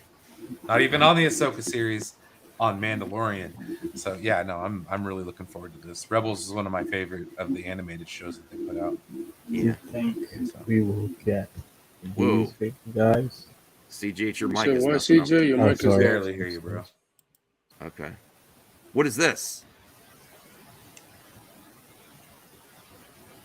I don't even know what you're showing me, man. Well, From Ethan's Legends. Okay. Well, Ethan's Sure. here. I know you might have limited time, Ethan. I do want to show you this. What you think? You like Harrison Ford, right? Yep. Okay, so let me show you this. They are filming Captain America 4 with Sam Wilson. Yeah. And we get to look at Thunderbolt Ross. Yes, we get a look at Thunderbolt Ross. And I really liked the actor that passed in the Incredible Hulk with Edward Norton. William or John Hurt? I can't get them mixed up. William Hurt. John Hurt. Oh, William Hurt. Okay. William Yeah. Hurt. Do you They're like both Thunder? Oh yeah. Do you like Thunderbolt Ross, the character? Yeah. The Hulk? I love the Hulk. Oh yeah. So they're actually bringing a lot of characters back in from. We also get Liv Tyler from. Did you like the Edward Norton version of the Hulk? Yeah, I you think see I it? preferred that one. Yeah, they're bringing in a lot of characters there. They have the leader, the actor that played the leader, coming in. But what do you think? No mustache. Is that cool with you? I mean, is he in costume here? What the hell, man? I believe this. I believe so. Whatever. I mean, if this is correct, Harrison Ford Looks like is Air President Force Thunderbolt One. Ross on the set of Captain America: No World Order. Well, I don't. When he turns into the Red Hulk, right? Well, should he have a mustache? We were talking about the mustache. This is a silly thing to ask Ethan, but Yeah, I mean, he should look like the comic book character, of course. he should. He should also have a mustache in Red Hulk. Well, the Red Hulk doesn't have a mustache. Yeah. Either way, I'm excited to see Harrison Ford continue. I love Harrison Ford. I would have liked to seen Sam Elliott play the part again. 'Cause he was. I mean that Ang Lee movie. I don't love it, but but that was good casting, Sam Elliott. Yeah, but that they can't get. But that has to be it. This has to be one of the best. No, and rest in peace to the actor that passed. But this has to be one of the best recasts that you get. Harrison Ford and the MCU. That's gonna be really great. I'm very happy to see him working on it. I'm really looking forward to Captain America: New World Order, and it seems like, Ethan, because of the ties with the Hulk, with Universal, that they can't make a standalone. That there's going to be a lot of Hulk stuff in this movie too. It's certainly an interesting title. New World Order. Yeah. But Did as far as it's hard to tell for sure, Ethan. But as far as we know, from Thunderbolt News, there's a lot of these. There's Twitter handles that follow just one movie, and all the set photos and stuff. As far as we know, this is him on the set. But you're right. It might just be him walking to like put me in the makeup. You know, this might not be a costume. I mean, although he does have a wire. He does have a wire. Look at that. I do see a wire now. Did anybody watch Shrinking on Apple TV? Shrinking. Yeah, it's a sitcom on. It just finished its first season. Harrison Ford's on a sitcom. He's doing a sitcom with Jason Segel, and he's very funny on it. Yeah, he's very funny. I also watched a little bit of Yellowstone with him and Helen Mirren. It was very good. He's very active. William Hurt, Max. He never saw Altered States. No, I haven't. Smoke. My favorite William Hurt movie was Smoke. That was a really good movie. Yeah. So that's what's happening. They're actually filming New World Order, but it has a strong focus on the Hulk, and that works for me. You do what you have to. I do think it's like them giving a finger to Universal by slapping Captain America's name on the title. A lot of these comic characters' rights are very complicated. I mean, Ethan could probably attest to that. It's complicated, especially with Marvel back in the day. So do what you can if you could get the Hulk on, but you have to have him in another movie. It's fine with me. Doesn't hurt me. It'd be absolutely hilarious. Remember Superman 3? How they wanted to write Margot Kidder out of the movie, so she shows up at the beginning and says she's taking a cruise, and then she disappears and shows up again at the end. It'd be funny if they did that with Captain America. Like Captain America is at the beginning of the movie, and he's like, "Yeah, I got to go do something," and then it's 2 hours of the Hulk, and then he's like at the end, like, "Hey, what happened while I was gone?" What about Indiana Jones and the Dial of Destiny, Ethan? What about that? I mean, it's still Disney. It's still Disney, right? Just not interested. I'm not gonna. Yeah, I'm interested. I'm not gonna go see it. Okay. What about 65? What is it? Did you see 65? Did you see 65? What's 65? It's not Disney. Not Disney. It's a dinosaur movie with Kylo Ren. Seriously, I've never heard of it. I don't know. Where is it? Was it in theaters or is it streaming? It was in theaters. It didn't do that great. Didn't do that great. Was it good? I was going to go see it, but I saw Dungeons and Dragons with Chris Pine instead. How was that? It was a lot of fun. I was surprised how good it was. Critics are loving it right now. Yeah, I saw 65. I did not care for 65. Is it 65 the number, or did you spell out 65? The number. No, it's the number. Let me see. Like 65 million years ago, it's a sci-fi movie, but he ends up somehow in 65 million years ago, and there's dinosaurs. I don't know. Oh, shit. Look at this. Yeah. It's Sony. Oh, you could do that then. Sony. Sam Raimi's involved. Hey, thanks for the tip. I'll watch it. Sony works with Marvel, though. Be careful. That's true, but I think I can only still. For Spider-Man. It's like getting only special. for Spider-Man. Getting a dispensation from the Pope to eat meat on a Friday. It's like I'll give myself that dispensation. Sony is free and clear. Yeah. For Kylo. Mm-hmm. And No Way Home was pretty awesome. Adam Driver served our nation. Yeah. In the military. Good guy. Get respect for that.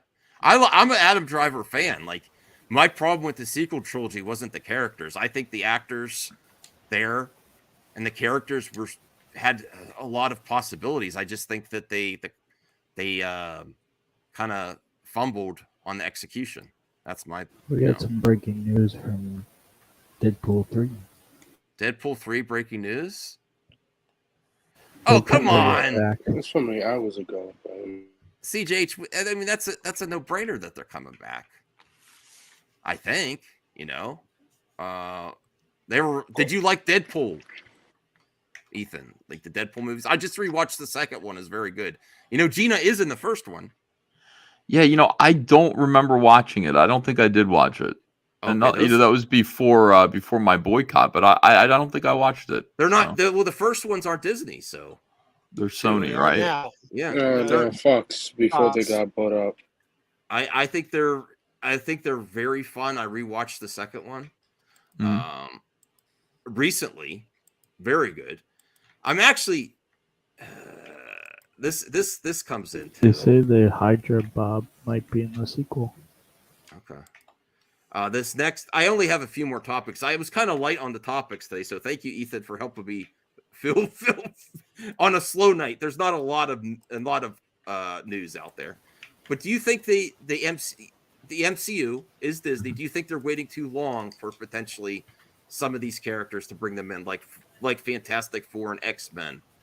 Do you think they have the rights? They want to do it right, obviously, based on the past.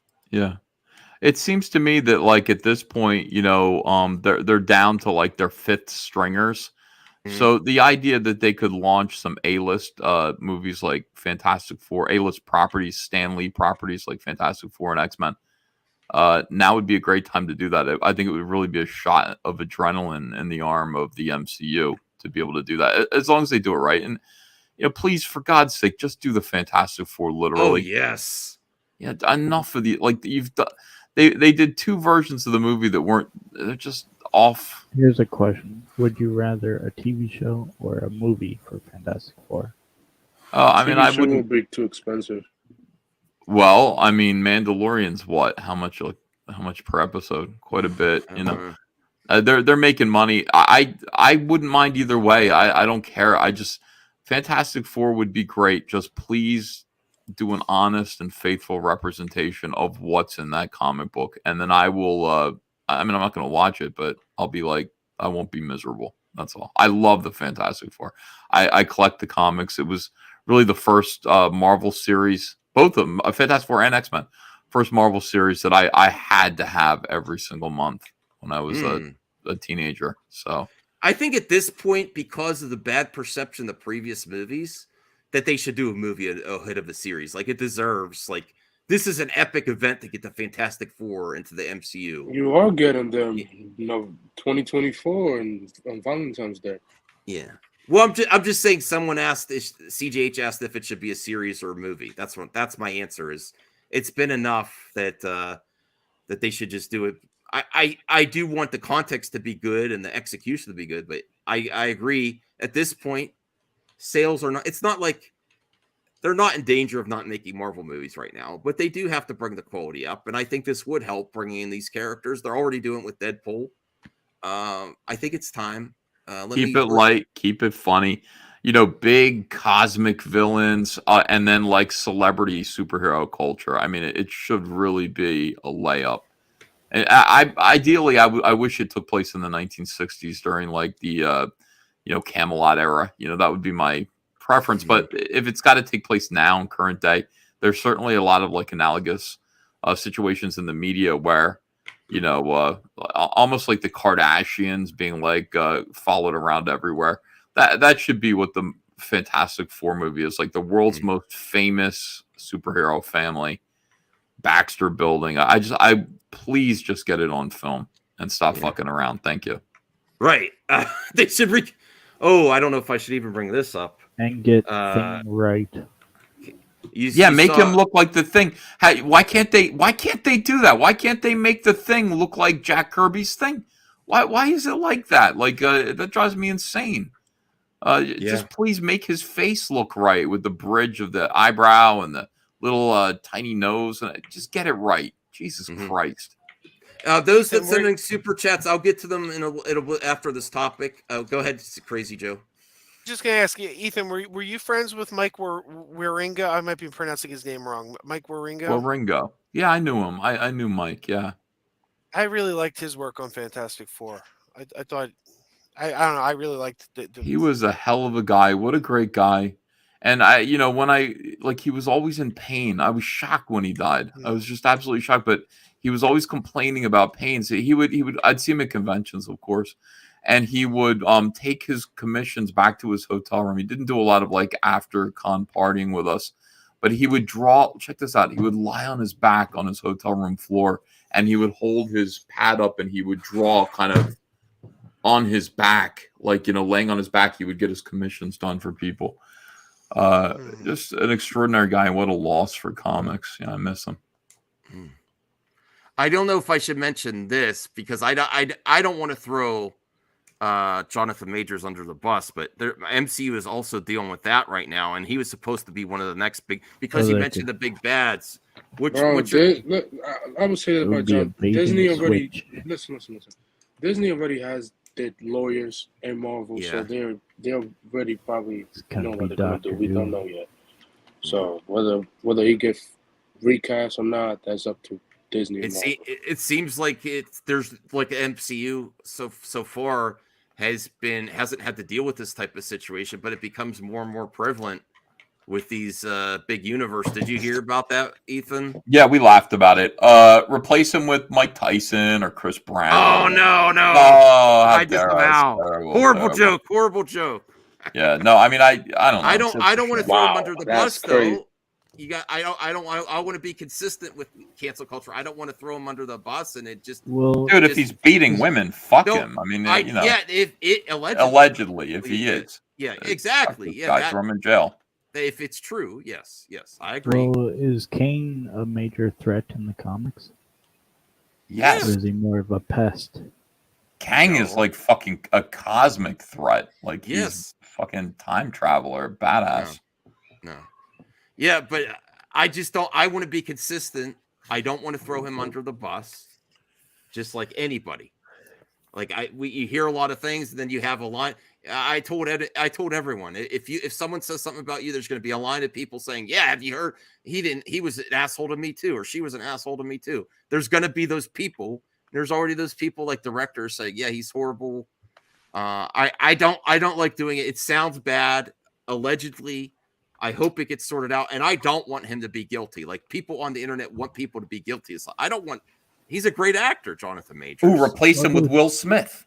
Oh God! At least Will Smith is a black guy who's beating men. Oh God! Bad idea. What I say? Oh my God! You're gonna get me in trouble over this.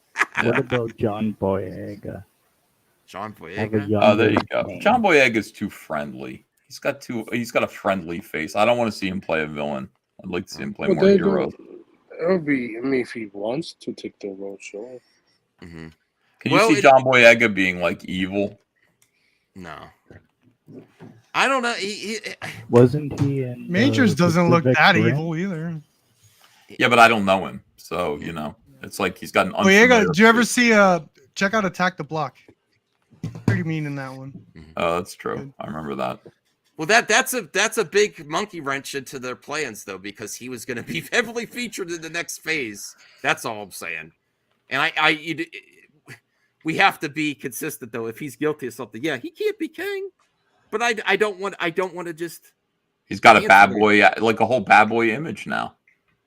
Like, unfortunately, even if it's people are there for the accusation, they're not there for the truth. But the truth is always, Kane dead, and like the other guys are the threat now. No. Well, that version, like the Egyptian guy, and then the Council Kings. This kind of spoiler. Well, it's all right. Quantum Mania didn't do that great. People that want to see have seen it. Yeah, the Council of Kings. Yeah.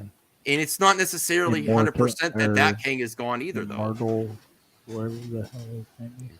He's also, I think he's featured in Loki season 2 that already wrapped. So Kang a version of Kang. Oh, not him though. Not the guy who was. No, Jonathan Majors. Yes, he's in it. Oh, he is in it. I believe so. Yes. Oh, I see. Okay, so they do have a situation. He played multiple versions of Kang from different timelines. Well, it'd be great if these guys who get these big roles in superhero movies and big blockbusters where people are going to be investing hundreds of millions of dollars in their face, their work, their reputation, didn't go around beating women and kidnapping teenagers. You're talking. Well, you're referring to the Ezra stuff. I got to push back, Ethan.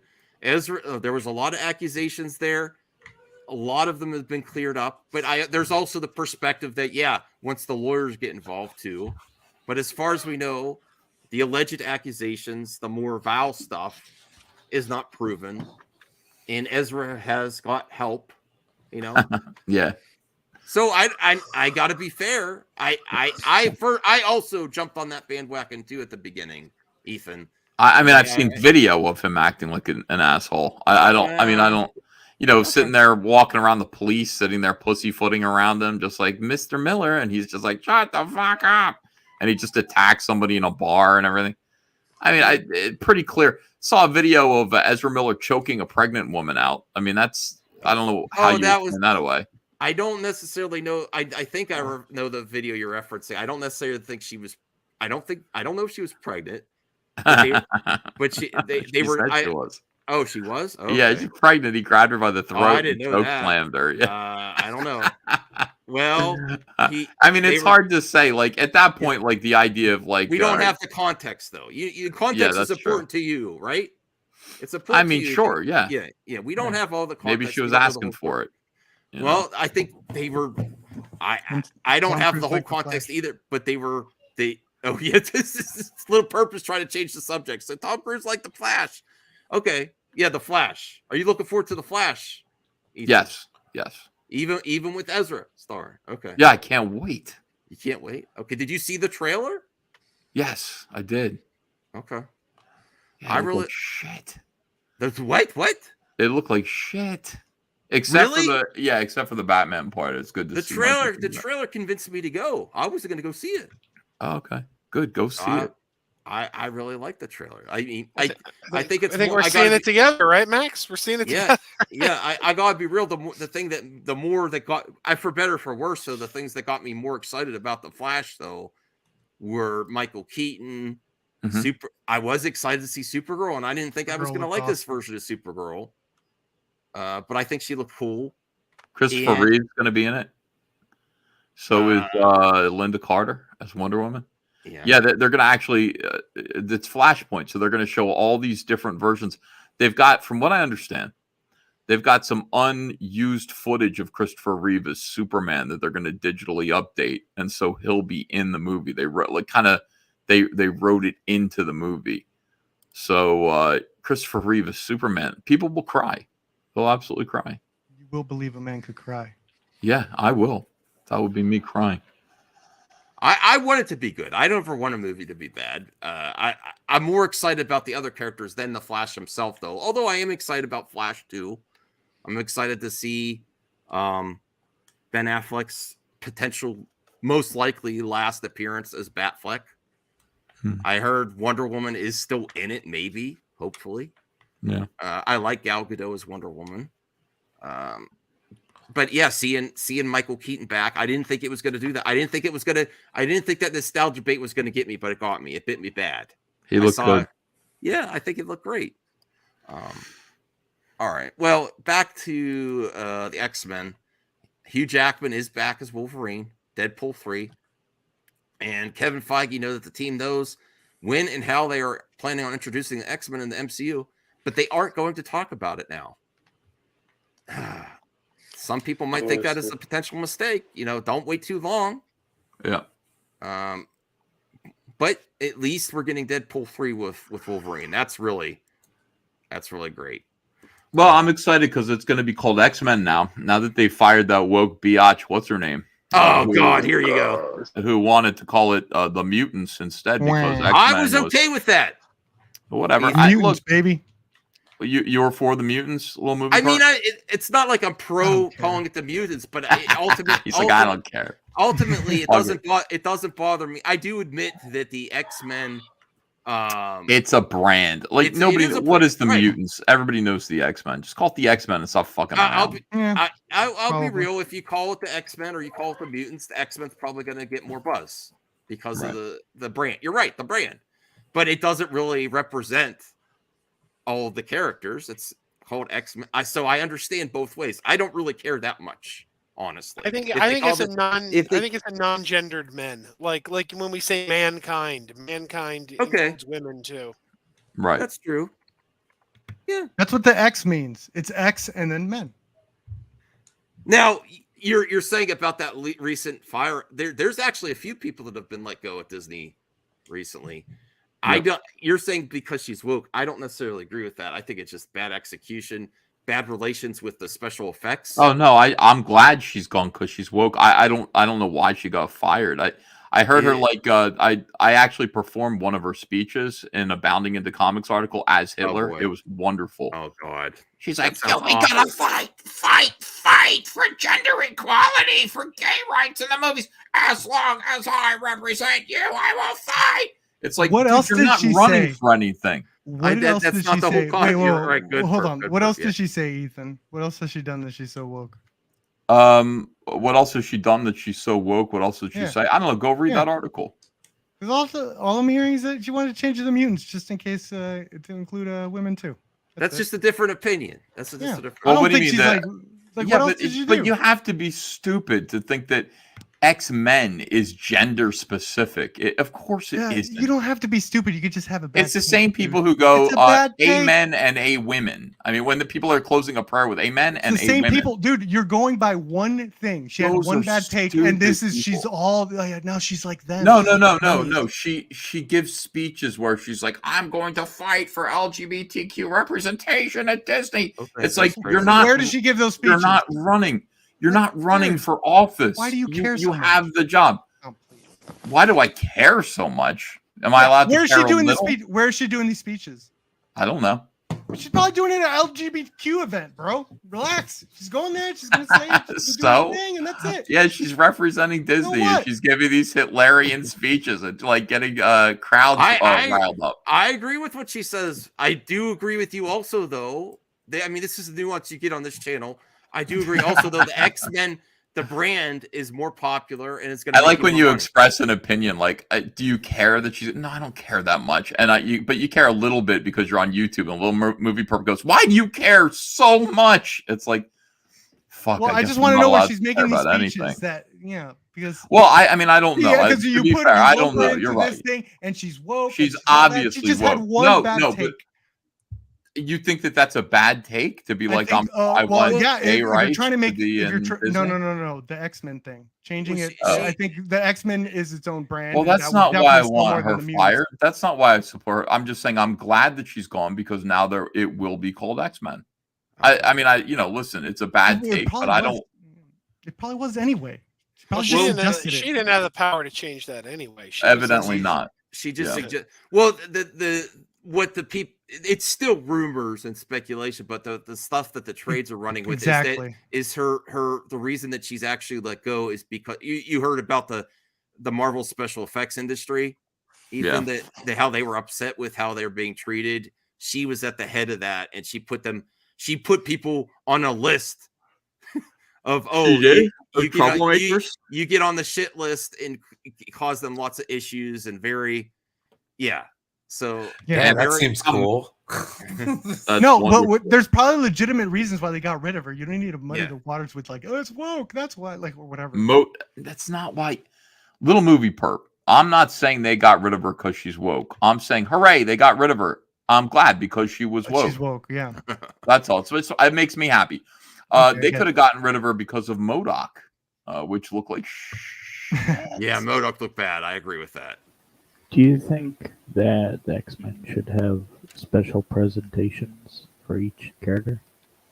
What do you mean? So like the On one Disney shot. Plus, Yeah. this special presentation like they had Werewolf by. He probably doesn't know about that because he doesn't have Disney Plus. They did Werewolf by Night and then they did James Gunn Guardians It's like Galaxy a Holiday shorter, Special. yeah. Instead of series for each character. Yeah, I think they should do that. Okay. Hey guys, I gotta run. All right, thanks, Crazy Joe. Bye, Joe. There's Ethan, one. check your direct messages. I sent you something. Yeah. People keep saying that, and then there's nothing in my direct messages. I'm gonna get that eBay listing as soon as my show's done. I'm gonna check that out. Yeah, Maybe there's I nothing sent in you- there. Oh, that's weird. It is weird. It's showing that I sent it. Unless there's another Ethan Van Sciver with a blue check mark next to the name. There isn't. I don't. Not that I know of. I don't think so. Well, anyway. Thanks. What's the best way to get a message to you then? You can always email me at ethan12032@gmail.com. Okay. All right.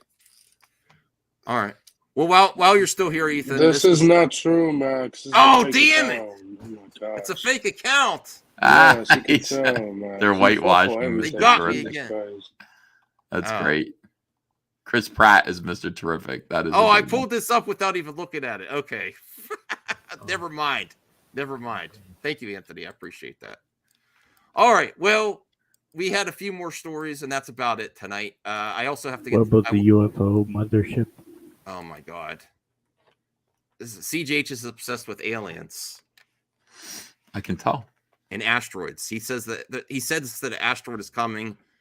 What are you going to do with the next two cyber frogs if an asteroid comes? Ethan? I won't care. Yeah, I was talking to my wife about this. I said World War III could happen. Now, imagine what'll happen if, like, the Russians drop a nuke in some like fucking field in the Ukraine just to make a point, and then they invade Poland, and before you know it, nukes are exchanged. Then they're dropping a nuclear bomb like fucking on my town, our town. What are we gonna do? And my wife's like, "Don't say that. Like, that's really upsetting." I'm like, "It's the opposite of upsetting. Like, you, me, our entire family, everyone we love, our problems would be over. Like, we'd be vaporized. It's not like I would be gone, but you'd still be here, or vice versa. Like if the nuclear bomb gets dropped on our town, that's just, isn't that okay? Ultimately, I mean, that what's her name? Jackie Kennedy just kind of said they asked her the same question, like, what happens if they fire nukes, in Washington D.C.? She's like, I'm taking my kids on the front lawn of the White House to watch it. It's like, it's obliteration. It's the end of life as we know it. Who cares? Just enjoy. Well, I hope not. I hope not. Well, what do you mean you hope not? I mean, make a turkey dinner and then I don't bring the family around. Yeah, it's not going to happen, Max. Don't worry about it. Don't worry. I'm just saying, if it did happen, like, it doesn't matter. So don't be afraid of it. Don't be afraid of the world going. Okay. Don't be afraid of you. Like, who cares? Like, if it's going to happen, there's right. If it's going to happen, it's going to happen, and there's nothing you can do about it. And it's not like pretty much everybody will be live in the now. Right. Exactly. Yes, CJH. I'm not afraid of your asteroid in 15 years. That's coming. Yeah, the asteroid comes. There's nothing we can do about it. There's a mothership in the space now. Well, then get Bruce Willis up there to cut it in half or something. Oh, I wish we could, but Bruce Willis doesn't do it too good. Oh, that's true. Yeah. All right. Well, I had a few more stories here. You like Michael J. Fox? I kind of want to watch this documentary. Yeah. Although I don't have Apple Plus anymore. Yeah, they're doing an episode of The Amazing Race, Bruce Willis versus Michael J. Fox. We'll see who wins. No, you asshole. What? Sorry about that. Well, oh boy. Everybody loves both of those guys. So yeah, you're right. You're right. Right. But they're doing a documentary on Michael J. Fox on Apple Plus. I really want to see that. I haven't had the urge to get Apple Plus again, no. But oh yeah, he's part of my childhood. I'm glad he's still with us. I'm surprised he's still with us, and I'm really glad he is. Yeah.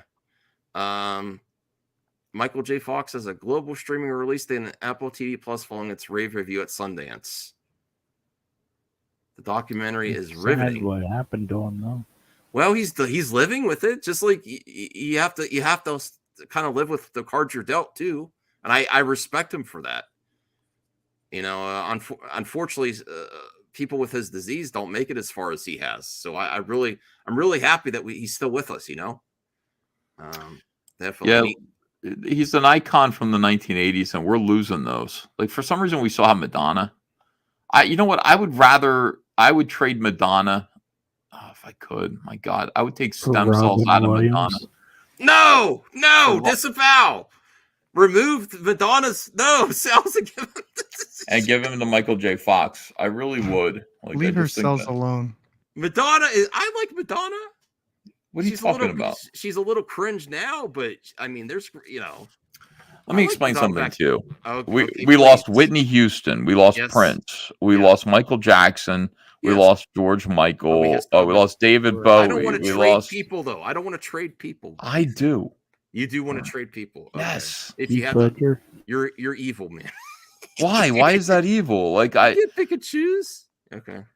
I want to decide who lives and who dies. No. Oh God. What? No. You want to Everybody does. Heath Ledger had his whole life ahead of him. That's true. I still think Madonna has, although I haven't listened to their music in a while. So. I mean, I wasn't a huge fan, but I liked the back. When was the last time she made music? No, she still makes music. Oh no, I can't say I listened to it. Yeah.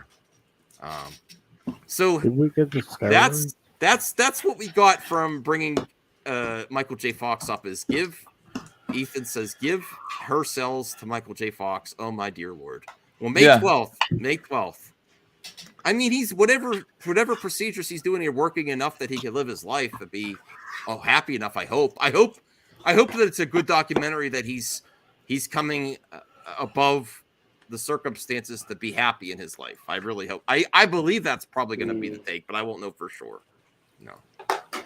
I hope it's not a whole documentary showing him screaming in pain every single. Yeah, that's true. That's true. Because awards contention can sometimes be that like, oh, it's great, he's really in pain. I'm like, I want to see him overcome obstacles, which I hope is what's happening. But you know what? Like that would just exist to make you feel better about his problems. Like for real, his documentary about himself should be him screaming in pain and crying that he can't do his work anymore. And my God, look. That would be better because then you go, oh shit, like it really sucks to be him. Now I have to think about him all day rather than, oh, I feel good that he's overcoming all his problems. See what I'm saying? Like that's more to massage your ego to keep you at peace and make you not have to worry about him. But I want you to worry about him. What about you, little movie Parp? Sounds like a Saw movie. I don't know. Just a dude screaming in pain. Okay. Yeah, all right. It hurts to do everything. And Max Movies is like, shit. I will cry my eyes out. Yes. Just give him the award already. All right, turn it off. I can't watch The Whale. I saw clips from that movie. I love Brendan Fraser. I cannot watch that movie. If you loved him, you'd know it was Brendan Fraser. Yeah, all right. Fraser. I do love him, but I mispronounce names all the time. Yes. Yeah. Whoa, Brian's getting the drinks ready. No, just G Fuel. G Fuel. Okay. All right. Well, this you're not going to be happy about, Brian. This next one, House of Dragon. They're putting it off another year. No, they're going to do it, but it's going to be maybe you might be happy. Abbreviated second season. I think because it's so popular, they need to strike while the iron's hot. We'll get an abbreviated second season. HBO seeks to greenlight the third season. Yeah. Good. I like House of Dragon, but I'd rather see House of Buggin with John Leguizamo. Remember that? House of Buggin was pretty fucking. That was great. They had House of Buggin had a good skit. You can find it on YouTube where it was like the West Side Story guys, the Jets versus an actual gang, and they were murdered. Yeah, they tried to dance, but it didn't work. I have no idea what you're talking about. You ever seen West Side Story? No, I've seen that. Yeah. But all right. Whatever. It was a joke. Okay, I'm sorry.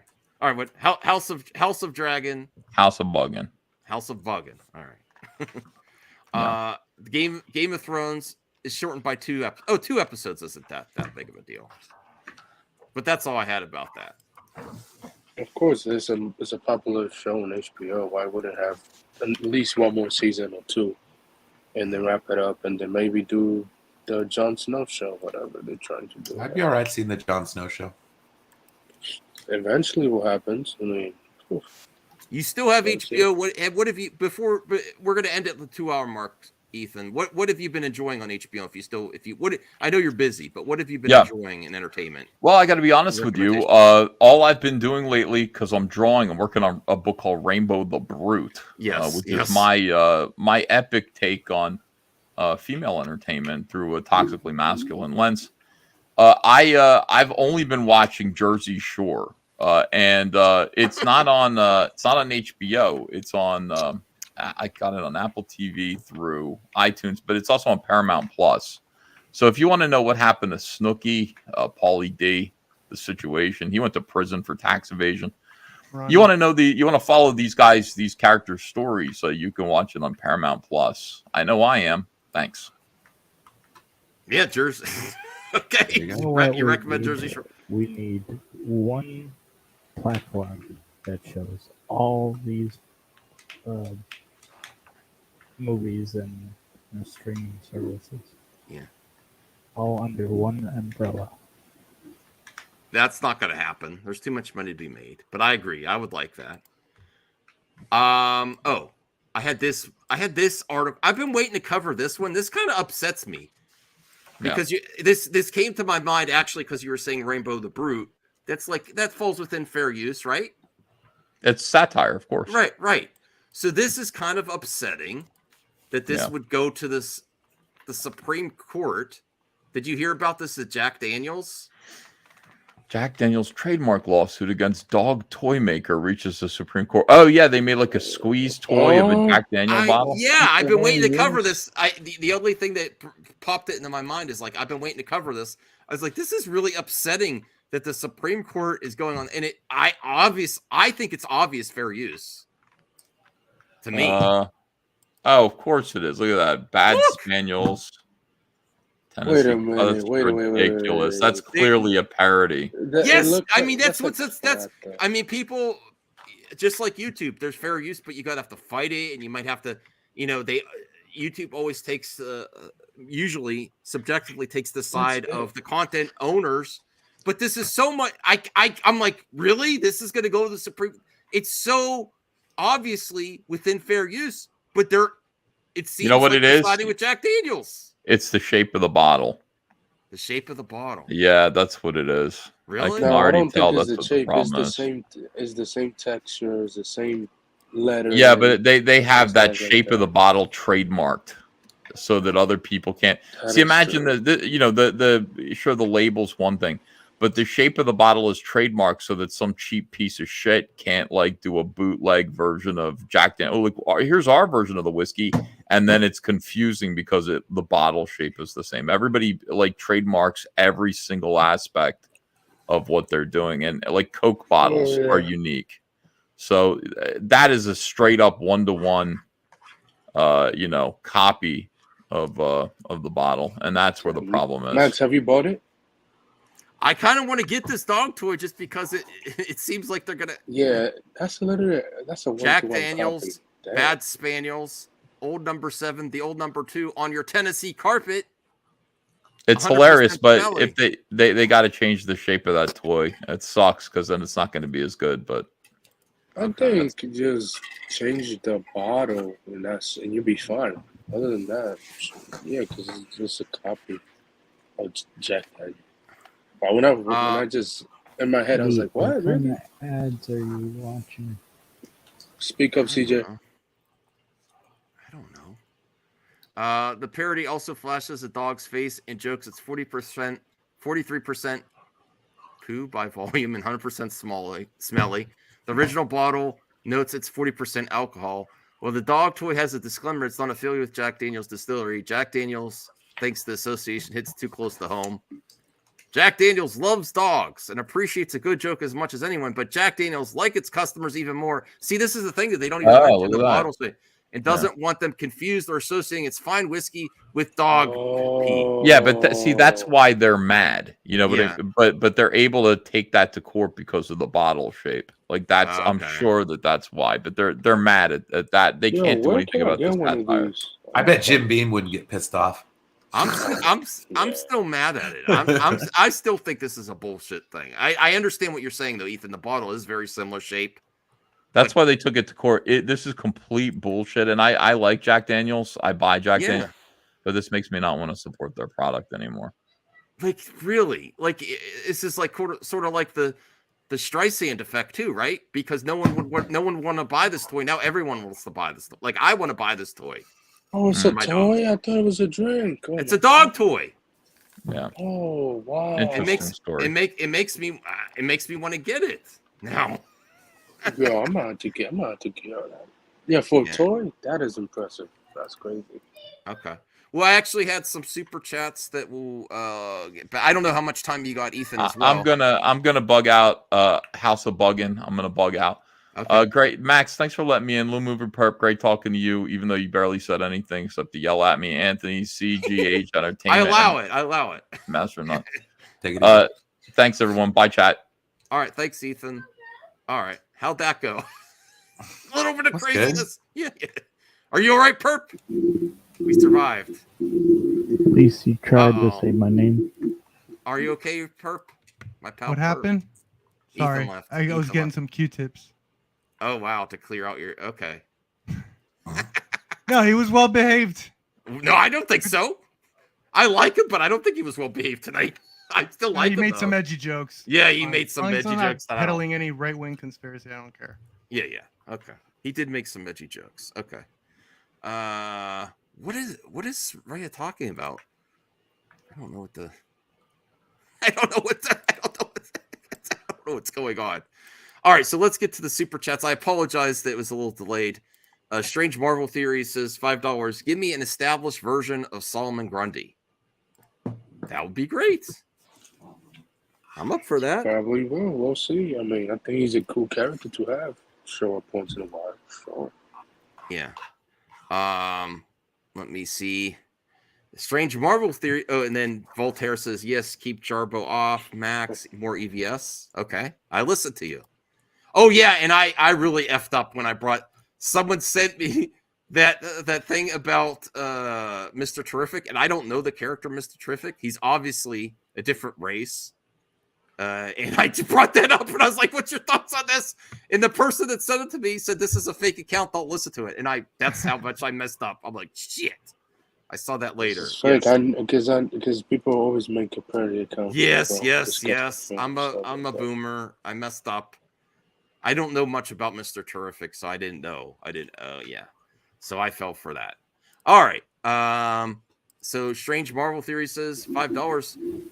YouTube turned comments off on my videos, or did I actually turn them off where I do go to turn them back on? I don't know. There is you can turn comments off on a specific video. I didn't think that was across your whole channel though.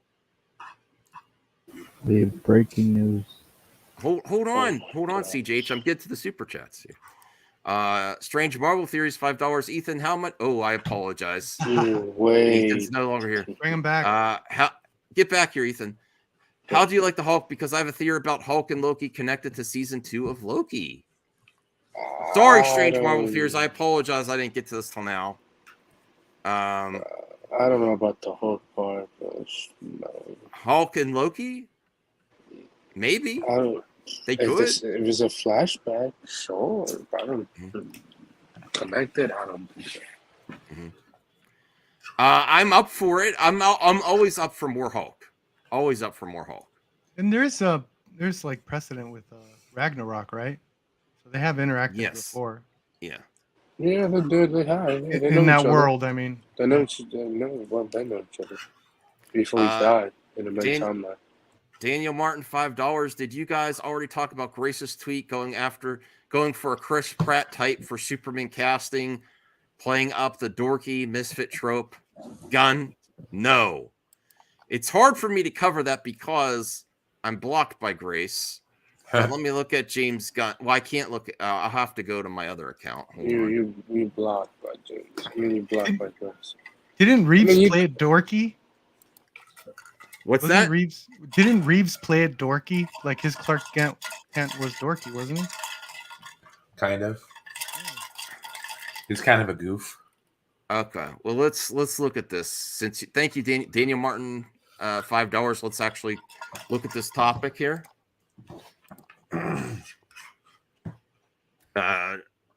James Gunn dunks on Grace Randolph again? I don't know. Let me bring this up. I honestly think at this point I don't want to say the man not to tweet, but he can obviously do his job and tweet at the same time. I'm not going into that narrative, but I'm just like, all right, just make something. All right, please. I'm basically to that point with everyone. Spend less time on Twitter. That's for everyone across the board. I'm very consistent with that. In pre-production. Yeah. Are you sharing? What are you sharing, CJH? Is that? Oh, that's something else. Hold on. Wait, it's breaking news. CGH is on another page as usual. All right. So this is what Grace Randolph is saying. I hear they're very close to a hashtag Superman casting, but might not be announced for a while. But it could leak. Very, very close. Role might even be cast or in final talks. Sure. No, she got debunked by James Gunn. It's not true. I did hear that Gunn was interested in playing up the nerdy part of Clark Kent, maybe through an out-of-the-box casting choice, but we'll see what he ultimately decides. Could always end up with more traditional leading man type thing. Here's my thoughts on this. Obviously, James Gunn is talking about, I mean, I don't know for sure, but I believe he would be talking about what he's, the type of person he's going to get for just go the to next James Superman, right? All right. Well, all right, James Gunn. Yeah. Like he debunked this, and not even he said he's doing lists off it. All right, you gotta click his profile. Yeah. All right, let's get to James Gunn. You gotta go down. That's a nice dog picture. For the record, I don't know who that is. All right, hold on. Let's get to this. Not true. Haven't had a single talk with a single actor about the role. Now, here's what I think. I'm going to give the benefit to Grace that he still talks with people that he's working with at DC of the type of person he wants. You know? But she did jump the shark at saying they're in final negotiation. So that I think she is caught on. Yeah. CJ Chu, Henry Cavill. Oh, that would be great. No, it's not Henry Cavill. It's Cavill Henry. Send me that. Cavill Henry. Send me that. I'm going to use that as the clip out. What the hell? So, all right, I gotta be fair. She is saying that they're in final talks, and he says he hasn't had a single talk. That does not look good for Grace. You don't know the script. He said he's still working on the script. He just making lists. That's it. Yeah. Once he makes the list, he's gonna probably let us know, and then maybe I don't know. He will maybe, but other than that, and then then she said that Logan. The Logan person is he cast as he said, no, I haven't cast nobody. You can't cast nobody if the script is not done. Yeah. So did he mention if he's gonna do like an open casting call or usually writers because writers usually have someone in mind at least when they're writing, right? He's not gonna be switching it up while writing. Now this is Superman. This is Tom Cruise Superman saying this. Well, he's saying for the record, I don't know who that is. Yeah, the guy Logan Lerman. Logan Lerman. Who's Logan Lerman? He also says something down. You gotta go down. Well, now you do. Let me see. Oh, that was the guy from the first Percy Jackson. Let me bring up Logan Lerman. He doesn't know who Logan Lerman is, though? Okay. I mean, this is I don't know. That's a super young Clark if they did that way. He does not even look like Superman whatsoever. He's 31. He looks That's young. a good age. But he looks young. He looks young, but I don't think he. That the kid was he in Gamer? In Gamer? Yeah, was he in Gamer? The Gerard Butler from the directors of Frank? I don't know. Let's get to more of what he's saying here. Guys, this isn't to get the actor. I know lots of actors' names. Now that you tell me who he is, I recognize him from stuff, and I think he's talented, but I've never met him, and he's never been part of a conversation about playing Superman. Okay. I'll accept that. Okay, so you look up the You guy better, Max. Yeah. Let's see what else. Logan's a fantastic. There's Matt Ramos chiming in.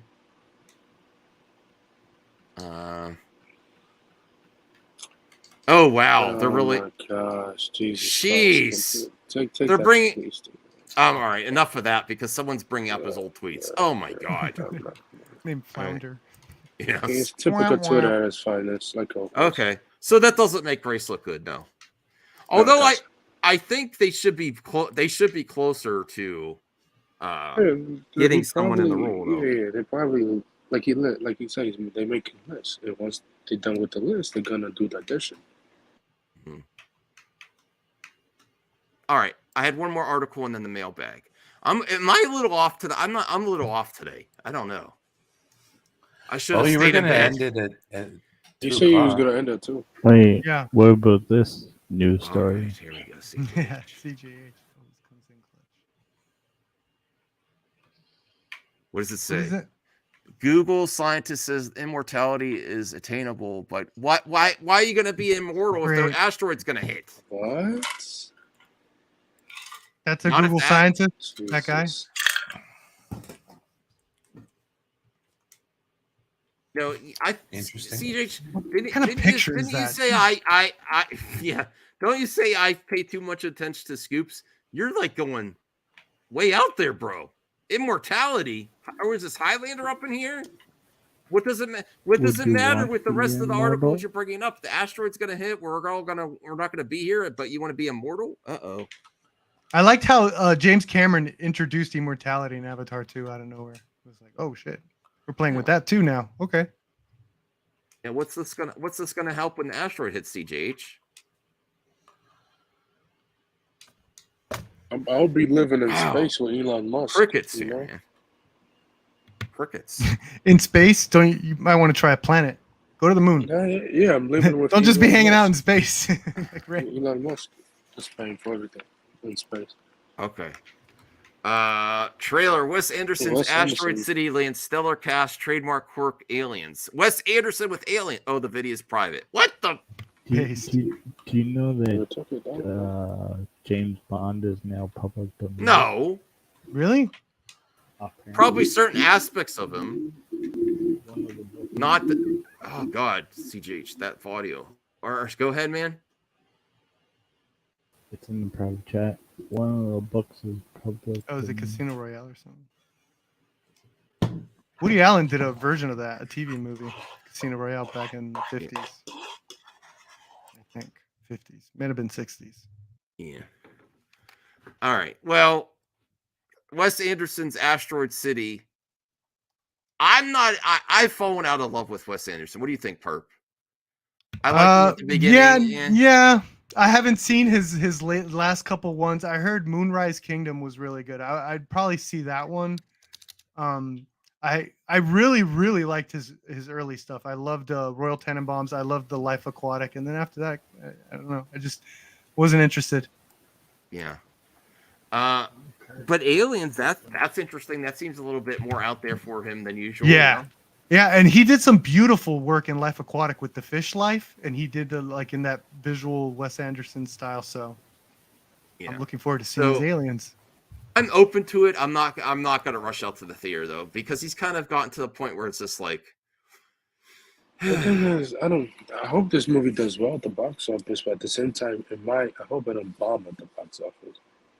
That's a thing. well, look, you have here's the image. Steve Carell's in it. Who's the cast? Damn, that is a cast. I'm reading it right now. God damn. Edward Norton, Adrian Brody, Liv Schreiber, Hope Yeah. Davis, Rupert Margot Friend. Robbie, William Dafoe. Dude, they have Ooh. Tilda Swinton. Later, it's over. Movie of the year. Tom Hanks. Oh my God, we've skipped the whole first line.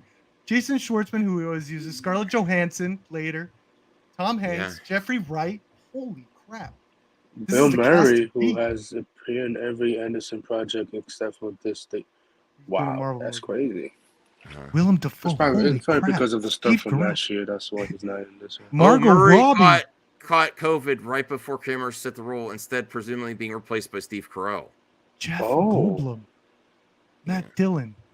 Why'd they take the trailer down though? That's the whole IMDb website. The cast. That gets me excited. You know, Dude, that cast is ridiculous. For real. Yeah. That's this year's Dune. What's next? Okay. What? I can't hear you at all, bro.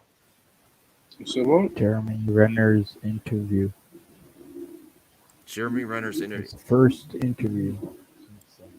Oh, the interview. You have it in the with- private chat? He's talking about the thing that he's doing for Disney about what happened.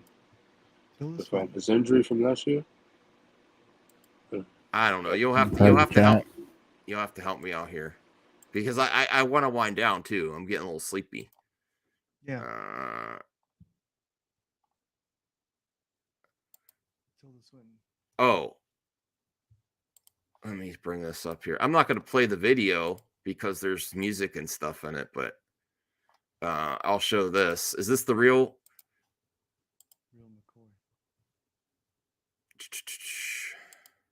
Jeremy Renner will give his first interview since the snowplow incident with Diane Sawyer, titled "A Story of Terror, Survival, and Triumph." The special will release on April. Disney Plus taking advantage. Oh my god! Wow, they're capitalizing on his injury. Capitalizing. Oh, let me see here. Risked his life. I wouldn't play. He probably got copyrighted. Yeah. Yeah, he's doing an interview. What happened? I'm gonna watch it. Can you go back? Let me see his legs. He's sitting down the wide shot. I'm trying to see. The Thursday night. Where does his leg? He didn't show his legs. Yeah, oh, there it is. Oh. He's sitting. He's recovering. He's sitting, yeah. Yeah. Yeah, he's recovering. That's a 999 911 call. Oh boy. Sheesh. Jesus. My God. Glad he's okay, man. My God. I remember Anton Yelton. There's like things like this happen every once in a while. He wanted to take a break too from like movies and all that, right? This Yeah. is during the break and all this happened. It sucks. Yeah. All right. I'm gonna watch that probably. I'll probably watch it when I'm at work. I like the interviews and talk shows when I'm at work. So yeah, I will check that out. Check it out to see what happened. Yeah. Okay, let's get to the mailbag then. Hold on. Yeah, I'm gonna head out though. It was Sure. Great talking. Sorry, I was a little off today. I had an off day. I'm like, No, we all have our off days. Your off days are better than a lot of people's on days. It's all good, man. Yeah. I'm All right, gonna well, go. thanks, I'm gonna bro. go going too. I'm getting tired as well. All right. Thank you, Anthony. Enjoy the mailbag, Appreciate it, CJH. Max. Hopefully, CJH showed some mercy this time. Yeah, I think he did, but I don't think Mass Vigilante did. He's taking a. It's a battle now. Yeah. All right. See you, Perp. Good night. Goodbye, Anthony. Thank you. All right, it's just me, CJH, and Brian. All right. I don't think I.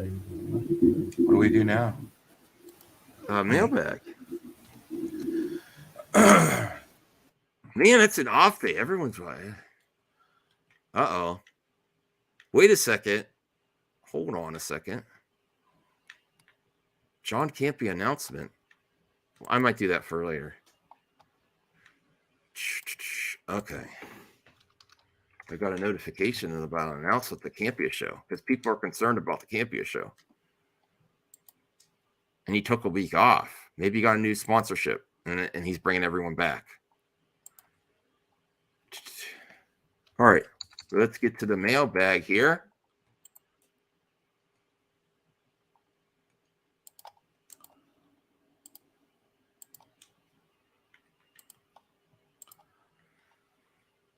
Masked Vigilante. Whoa, shit. My chair went backwards. Where the hell is CJH? I can't believe I'm filling this entire mailbag all by myself. Come on now. Masked Vigilante's a fan, CJH. How do you respond? Where are you? I got tired. You got tired? Oh, wow.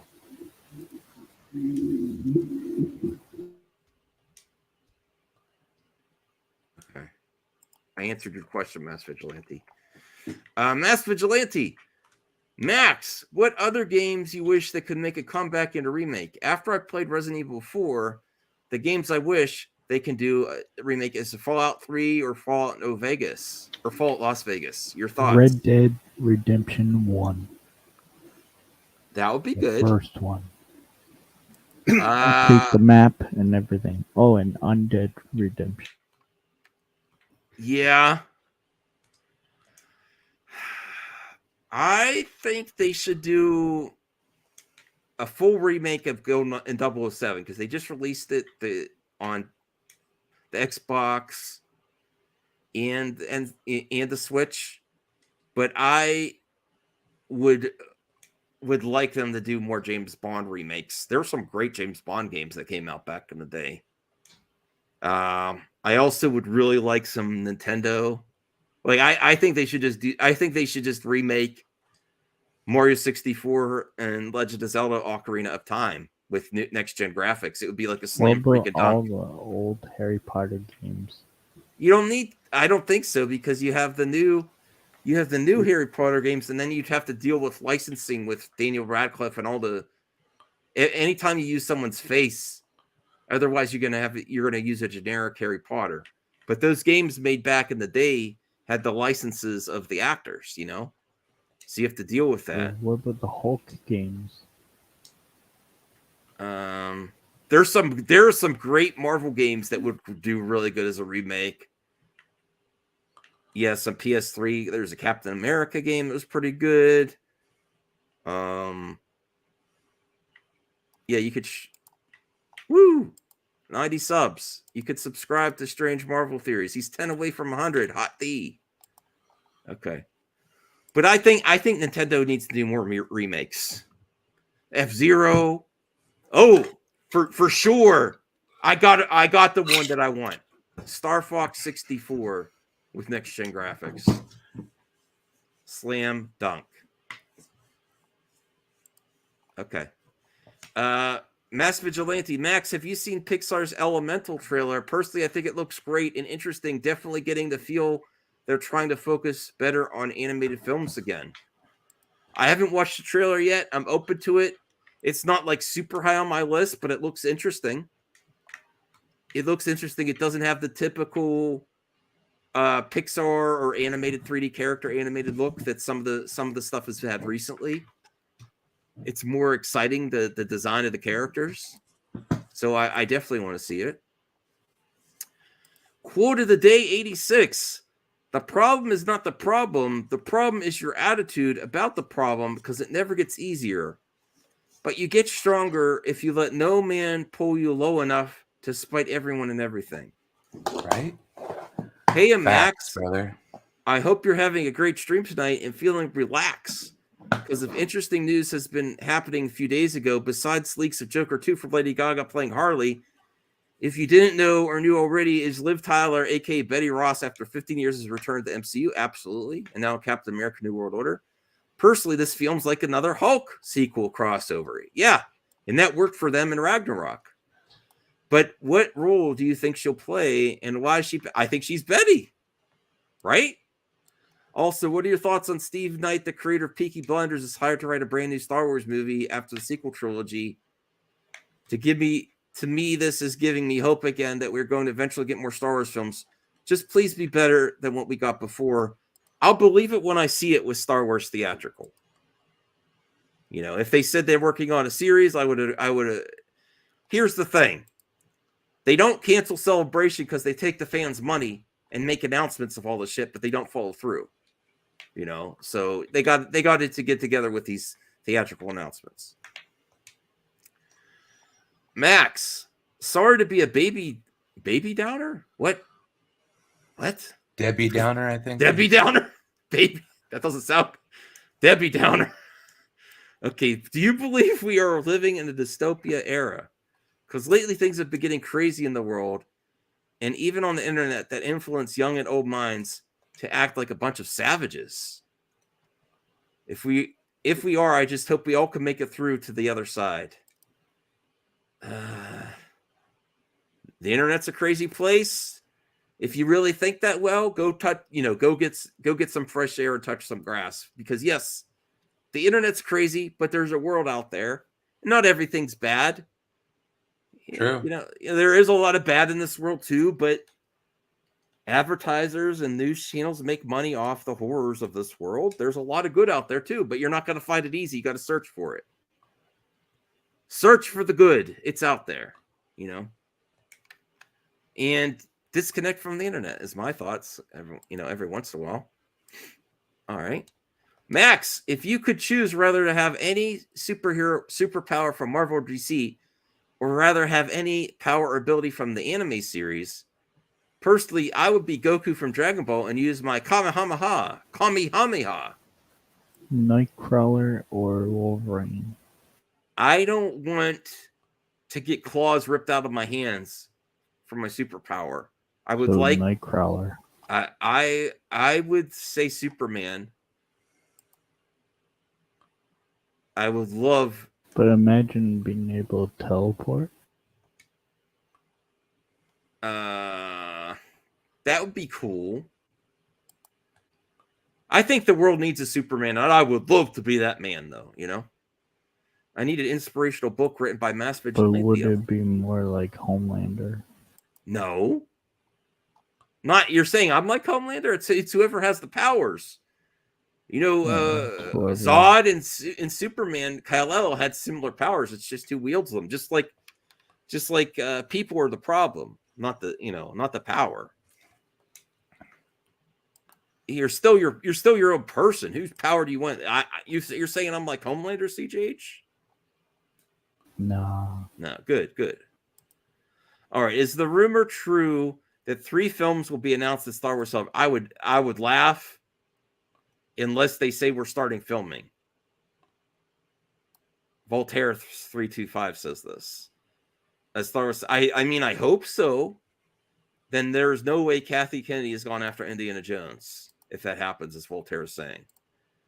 Mass Vigilante says, good, let her stay.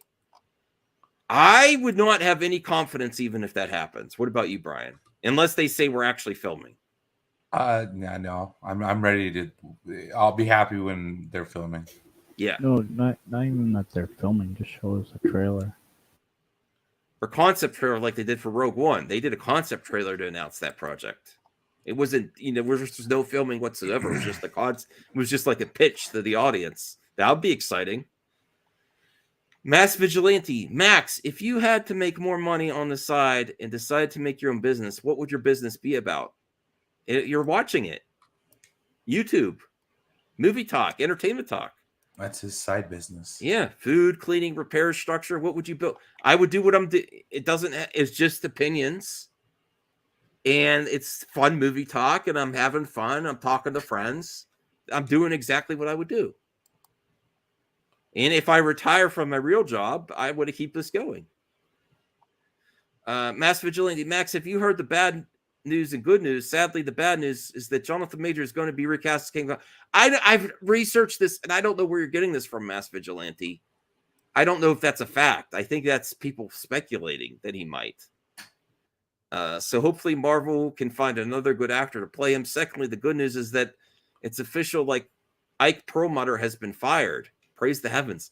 I don't know why I've heard the name before, but I don't know why everyone's happy. He's a terrible person, and he had something to do with TV shows not showing up in the movies, and the movies not showing up in the TV shows.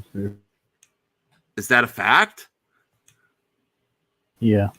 I don't and know. He was like a major Trump supporter too, or something like that. Not to get politics. I don't care about that. As long as the content's good, I don't care. And Kevin Feige really didn't like him. Okay. I don't know about that part. I mean, I don't personally have it. It's interesting that there's a lot of people losing their jobs right now at Marvel. That's interesting. It means there's changes being made, right, Brian? But sorry, what's that? There's that lady that got fired, and now Ike Perlmutter. But I've heard the name, but I don't really know. Yeah, I don't know. It sounds like they're shaking things up. Max, can you refresh the membership page? Okay, hold on. You mean the mailbag? Let me see.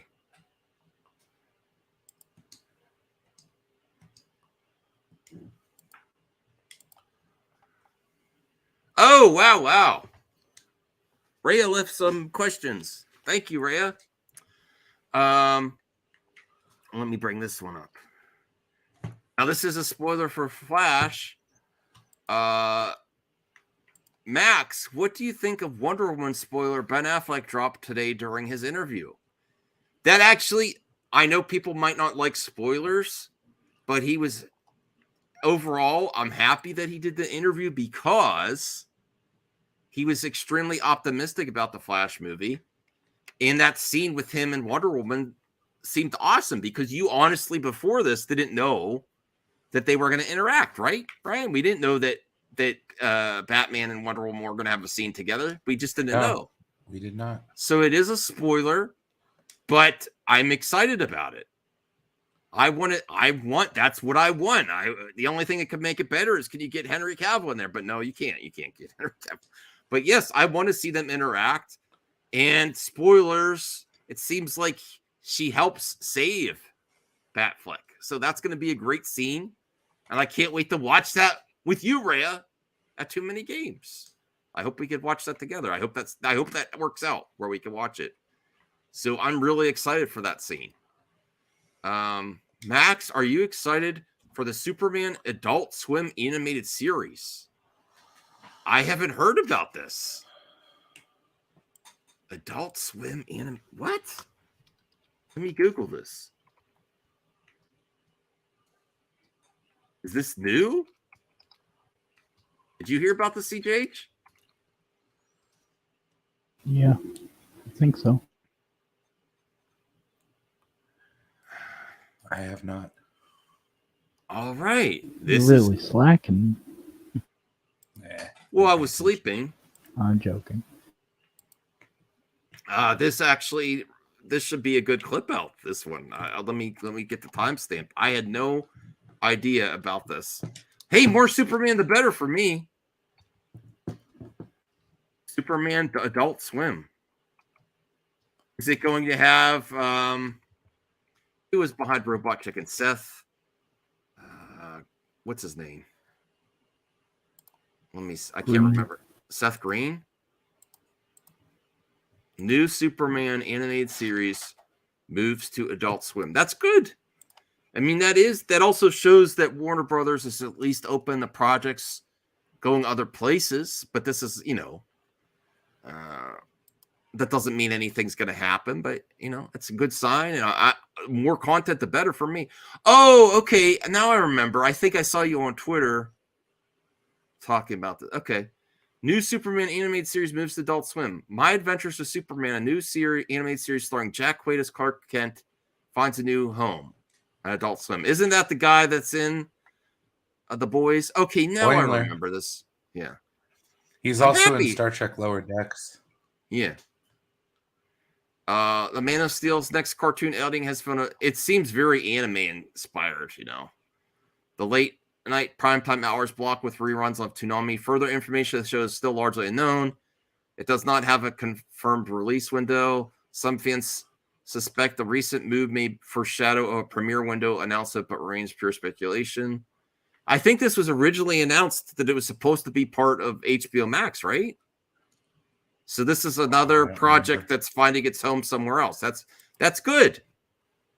That's good. It could have been canceled. This could have been shelved. So this is a good thing. I'm happy for the animators and the team. There's not much info in the show, but the series being on Adult Swim is raising speculation on what type of content it would contain. Yeah.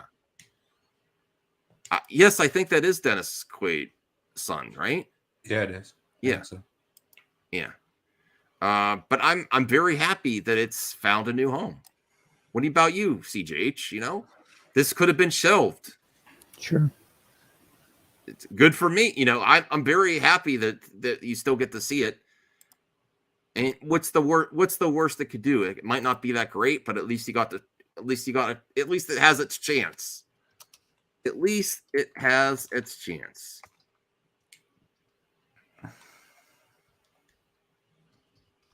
Okay, let me bring back the mailbag now.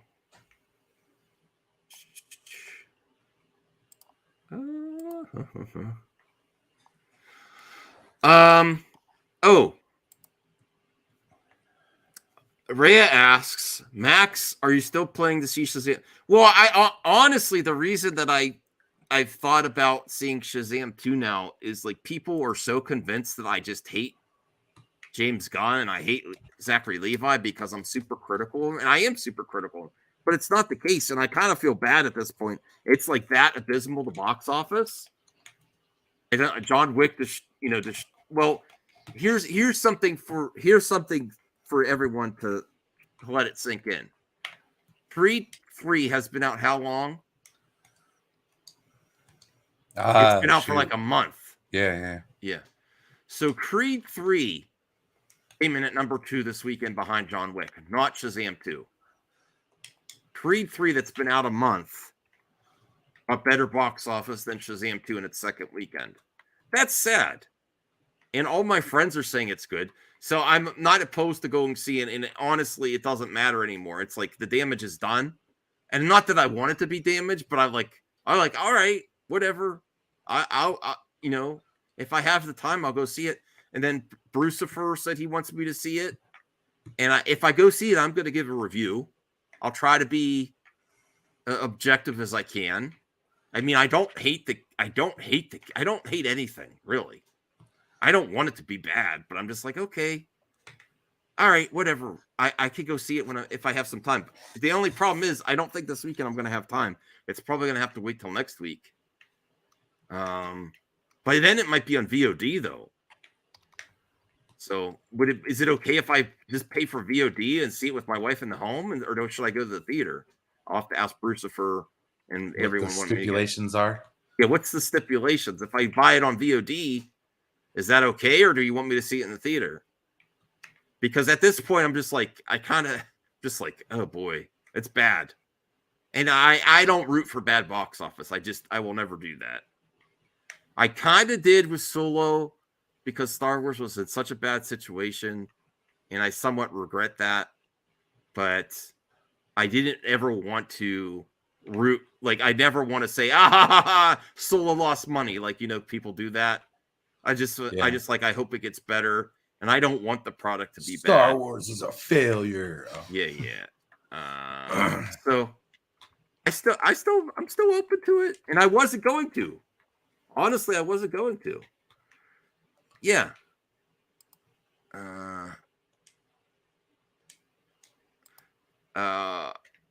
They keep saying, no, they call me a hater. See, being super critical. Didn't I say that, Samir? I said they call me a hater when I'm super critical.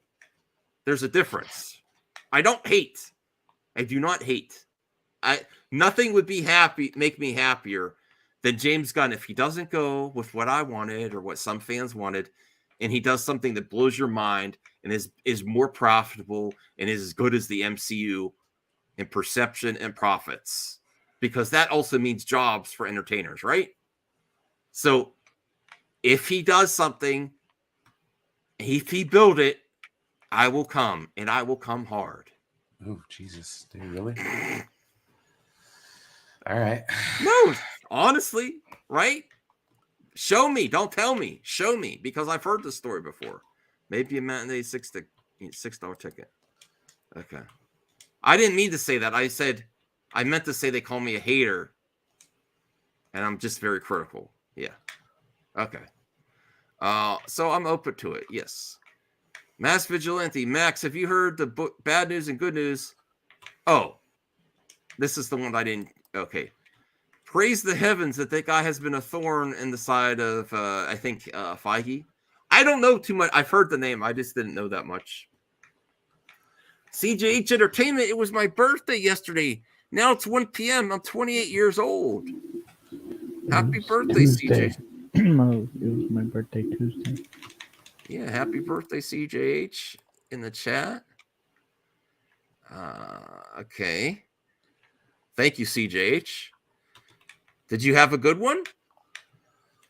Yes. Yeah, I did. Oh, you clipped that, Daniel? Uh-oh.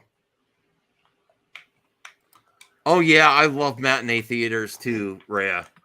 When I get old, when I retire, that's going to be, I'm going to go in the morning, get some breakfast. Old and retire. Hell, I do that all the time. Matinee is the best time to go. Get some Denny's. Get some Denny's or some pancakes and go see a movie. All right. Let me see here. Okay. All right. All right. Max from Mass Vigilante. I hope you played both Marvel Spider-Man and Spider-Man Miles Morales, because the leaks of Marvel Spider-Man 2 action figures of Miles hinted that the multiverse, which is probably a connection to Across the Spider-Verse, are Sony building a better connection to games and movies and might be on. I heard that the video game Spider-Man is going to be in the movie, and that would be cool. I do kind of like it's being its own thing too, though. I like the vibe of the Spider-Man game, even though I didn't finish it. I got to go back and play it. And I think that's it for the mailbag. I think that's it. Nice. Let's just react to this real quick.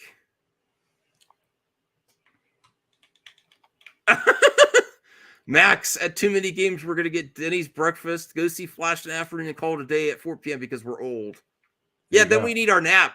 Then, then I'll go to... Sounds like a fun-ass time, dude. I wish I could afford plane tickets. Yeah. All right. So, listen, I love my naps. I love them. Okay. All right. John and Rob's announcement, because I saw lots of people very concerned. John Campia took a week off. I heard also Mint Mobile, which is Ryan Reynolds' cell phone company,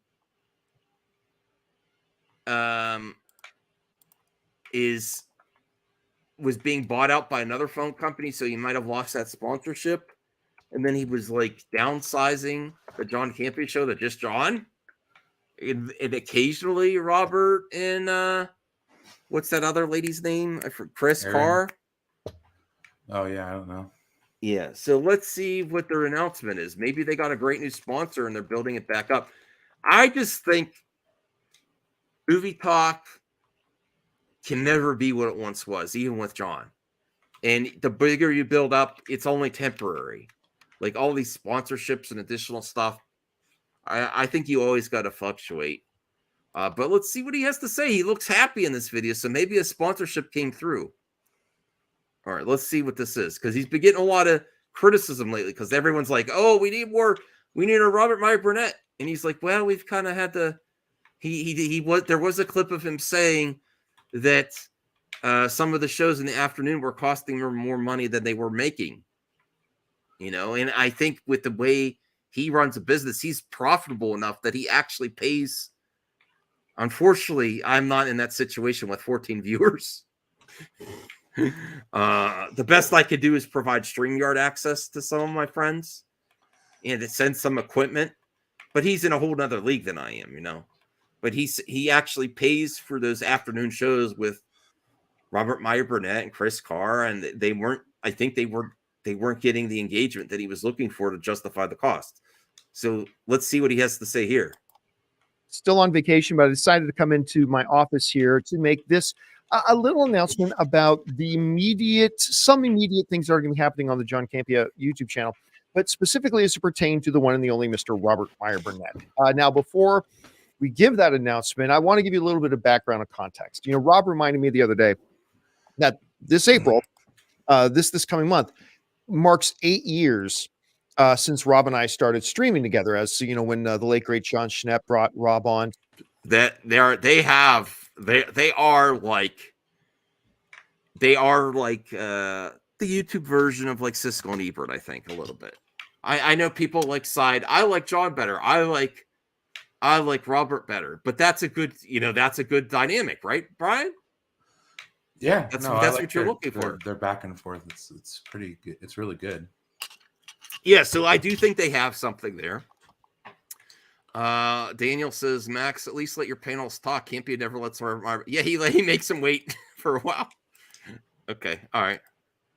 To Heroes, and we started streaming together then, and it's been 8 years, which is kind of crazy. Now, obviously, then I left Collider, and sometime after I left Collider treated Rob pretty pretty badly. And you know, it led to a circumstance where, you know, he and I talked and decided that it would be a really good idea for him to start streaming with me instead. So this is sometime after I had already started my YouTube channel and stuff like that.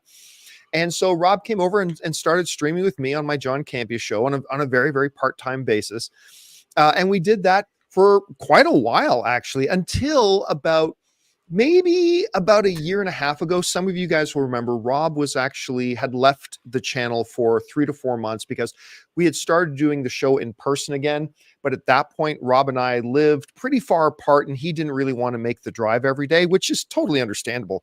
So what I don't understand is I want them to succeed. I'm rooting for them, but he keeps building these big studios that don't work out. Every time he tries, just keep with what's working, because people, he gets the relatively same amount of engagement and views when he's in his room, you know, instead of a big studio. And there's a lot of costs associated with that. So I just don't think Movie Talk could substantiate that type of expense anymore, because there's so much competition. It's oversaturated. Like, Brian, if this channel ever took off, I don't think I'd get to the point, unless you wanted to move next because we're brothers or you had an opportunity here for a job other than YouTube. I would never say you need to be in the same room as me. Like, there's no point in the age of the internet. Like what geeks and gamers are doing. But I mean, I could sell auto parts anywhere, so. Right. I mean, you could move near me, but it's not legal here yet, so we'll wait and see. Yeah, right? There's not. That'd be disappointing. Yeah. Though. It's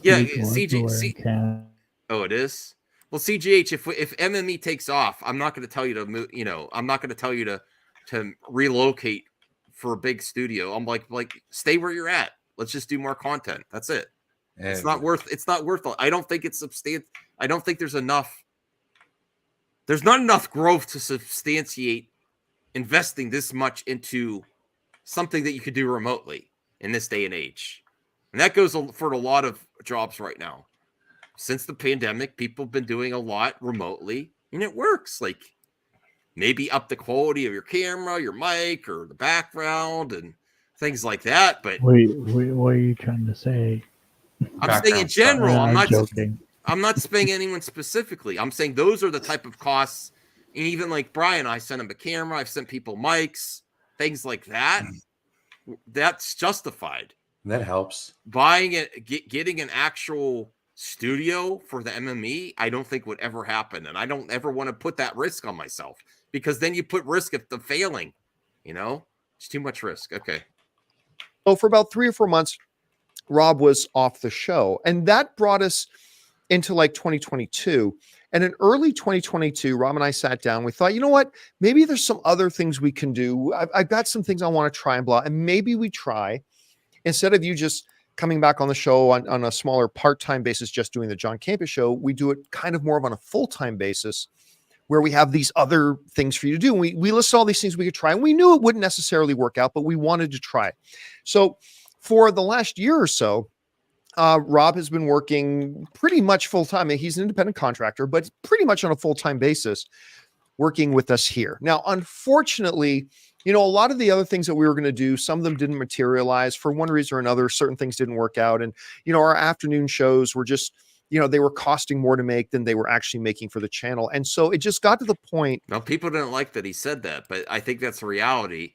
If he keeps doing, if he pays for a studio and the extra shows aren't getting the views as the main show, he can't continue. But I just think he keeps going back to the same thing. Remember when a couple of years ago, he went to a studio that was shared with another show and that didn't work out? Just stick with it. I mean, stick in your room.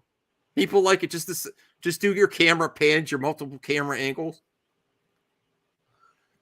and go with it. Make it easier on Robert just to remotely tap in and do that. That's what I think. Where it didn't make sense. And I had sat down with the staff like about a month and a half ago and kind of went through the numbers. And from a business point of view, it just didn't make sense anymore for Rob to be full-time, and thought about him just going back to just doing the John Campea show. Well, whereas it didn't really make a lot of business sense anymore for through no fault of Rob's or anything like that, but it didn't really make business sense for Rob to be on full time anymore. For Rob, it didn't really make sense to be part time anymore. Okay. So Rob and I sat down in this very office a couple of times, and we started strategizing and trying to think of things that we could do or things that we could try. And some of them weren't very feasible, and some of them we had tried before, whatever. But as we were talking, the notion. So I will take him on his word that he offered the opportunity to Robert Meyer Burnett to be part-time, but he has his own channel. He's doing lots of content. He gets around a lot more than Campia does. I will tell you that's a strength of Robert Meyer Burnett. He collaborates with a lot of people, right? Yeah. So I'll take him on his word that he's like, well, the part-time doesn't make sense for me either. Okay, maybe Robert Meyer Burnett will start to strive more on his own, because he already has that built-in fan base too. He has great communication skills with other people. He is friends with people. I don't necessarily like their opinions. I don't like the way they go about things, but that doesn't make him bad. Doesn't make Robert Meyer Burnett bad, right? All right, so let's see where this. I thought they were. See the image here, the thumbnail. Let me. Made it look like Robert. This is why I clicked it, because Robert Meyer Burnett is in the thumbnail. I was like, oh no, they're announcing that they're back together, That I was really kind of misled by this thumbnail. Do you see what I mean? I don't think that was his intention. But I thought he joined him in on this video. Do you see what I mean, Brian? Yeah, I do. I'm like, oh, people, this is why I clicked on the video. I was like, oh, he's got a great new announcement with Robert Meyer Burnett, but now I'm concerned that they're still going to. But that could be a good opportunity for Robert. That could be a good opportunity for John, too, because he has stressed that he wants to retire in a couple of years. You can't be building up if your goal is going to retire. You got to streamline. Mention of observations kept coming up, because back when he left the channel for those 3 to 4 months, Rob went and really focused on his channel, Robservations, and he was doing some incredible things with it, like things that were really servicing the online community that you weren't really finding in other channels anywhere. Like when he was doing things like, at the time, he was doing like Midnight Metal and like he had Let's Get Physical Media, right? And all like just that kind of content that you don't find online. And, he was really pouring a lot of himself into that full time and was really doing some really neat and interesting things. And I have always talked about on my channel about how nothing beats building your own thing and nothing beats working for yourself. I've preached that gospel a lot. Okay. And so as Robservations started to come up, we started talking about, well, what about the possibilities of Robservations? And so what's going to happen now is that moving forward, and we are both very excited about this. Rob is going to continue to pop on. Awesome. Okay. Well, okay. Let me on the show a couple times a month. So you're still going to see Rob around here. You're going to see him on our CinemaCon coverage. I'm still bringing him with us to CinemaCon and all that kind of stuff. And you're going to see me pop up on Robservations. But right now, Rob is going to pour more of his time into developing what I think is a space online that the fan community needs, which is a more fully developed Robservations. And to give you more information about that, here's Rob. Oh, well, greetings, imagination connoisseurs. Robert Meyer Burnett here, and I wanted to second the great things that John Campia was saying about where we are moving in the future. As John pointed out, I said to him, next month, 2023, April, will be 8 years since we've been streaming together. Of course, the late, great John Schnepp called me up and said he was doing AMC Heroes. I'm like, what's that? Well, it's a YouTube show. I'm like, YouTube shows? I mean, I'd watch trailers on YouTube, but I didn't, it wasn't something I really paid that much attention to. And then who would have thought 8 years later, not only have I been streaming with John Campia from that first day that John Schnepp brought me in, but I've been streaming with John Campia on and off for 8 years now, the better part of a decade. Well, now things have changed, and I've decided that what I really want to do is focus on concentrating on building my own brand up. Of course, you know what? Props to John Campia props to John Campia for letting him do that, because he's, some might consider that like, splitting the audience competition, but no, he's like, props to Rob. He's doing his own thing and he's letting him announce this on his channel. That's great. Even though they have a good, this is a good thing. I like the way this was presented. I was a little concerned at the beginning that Robert Meyer Burnett wasn't even, he was going to just talk about Robert, but no, he has him here. That's great. And I know some think he's controversial because of his guilt by association, but I try really hard not to do that. I don't like people that he talks to's opinions, but I don't hate those people. You know, I don't have hate in my heart anymore. So, and we do know that he's started all kinds of new collaborations, like with Zod. He's on with Zod and Mikey Sutton. Yeah, they sound like they have a fun time. So, I honestly don't think he's just doing this for the money. I think he likes to just talk constantly about this stuff. Yeah, mainstream. I don't know if that would happen, Rhea, because I'm very critical of some of his friends, and I think that might have. I'll be honest with you. I messaged him back, and I never got a response. But I do understand also because I was very critical of some of his friends at the time. But I can appreciate him being on Zod's show, and I recommended Zod bring on Brian one time to talk about Trek, and that would make me happy. You know, that'd make me happy. Everyone loves money, including me. I love people and I love experiences more than money. You know, money's not everything. All right, so let's hear what he has to say. Of course, my YouTube channel is The Burnett Work, and I call my audience the post-geek singularity imagination connoisseurs. The people that watch you are imagination connoisseurs, and you can be members of the post-geek singularity just by watching the channel. You don't even have to pay a membership fee, although that would be nice too. But anyway, so what I'm going to be doing is I'm still going to be involved with John Campea on a small basis. I'll stream a couple of times a month there, and John and I, of course, we're going to leave things open to do collaborations and things like that. I'll be covering, say, CinemaCon with him. But John has graciously come on board. He's going to sponsor my channel. We've even talked about sponsoring other YouTube channels together, which is really exciting. And I think what has been great about YouTube for me is the community at large, meeting other imagination connoisseurs from all walks of life, all interested in, well, science fiction, fantasy, and horror, movies, movie news, what have you, all of the great things that being an imagination connoisseur brings to you. And on my own channel, I'm going to be able to sponsor other creators. We have an all Spanish show called Que Pasa PGS. I have an animation show called The Otaku Experience, brought to you by King Tannic, who you might have seen around these parts here on John's channel. And of course, we're going to be doing other shows, maybe a panel show, maybe a show. Of course, I've got a show coming up called Architects of Imagination about video games. I'm still doing Let's Get Physical Media every Sunday with your favorite German, my favorite German, everyone's favorite German, Dieter Bastian. We just did our 101st episode of Let's Get Physical Media.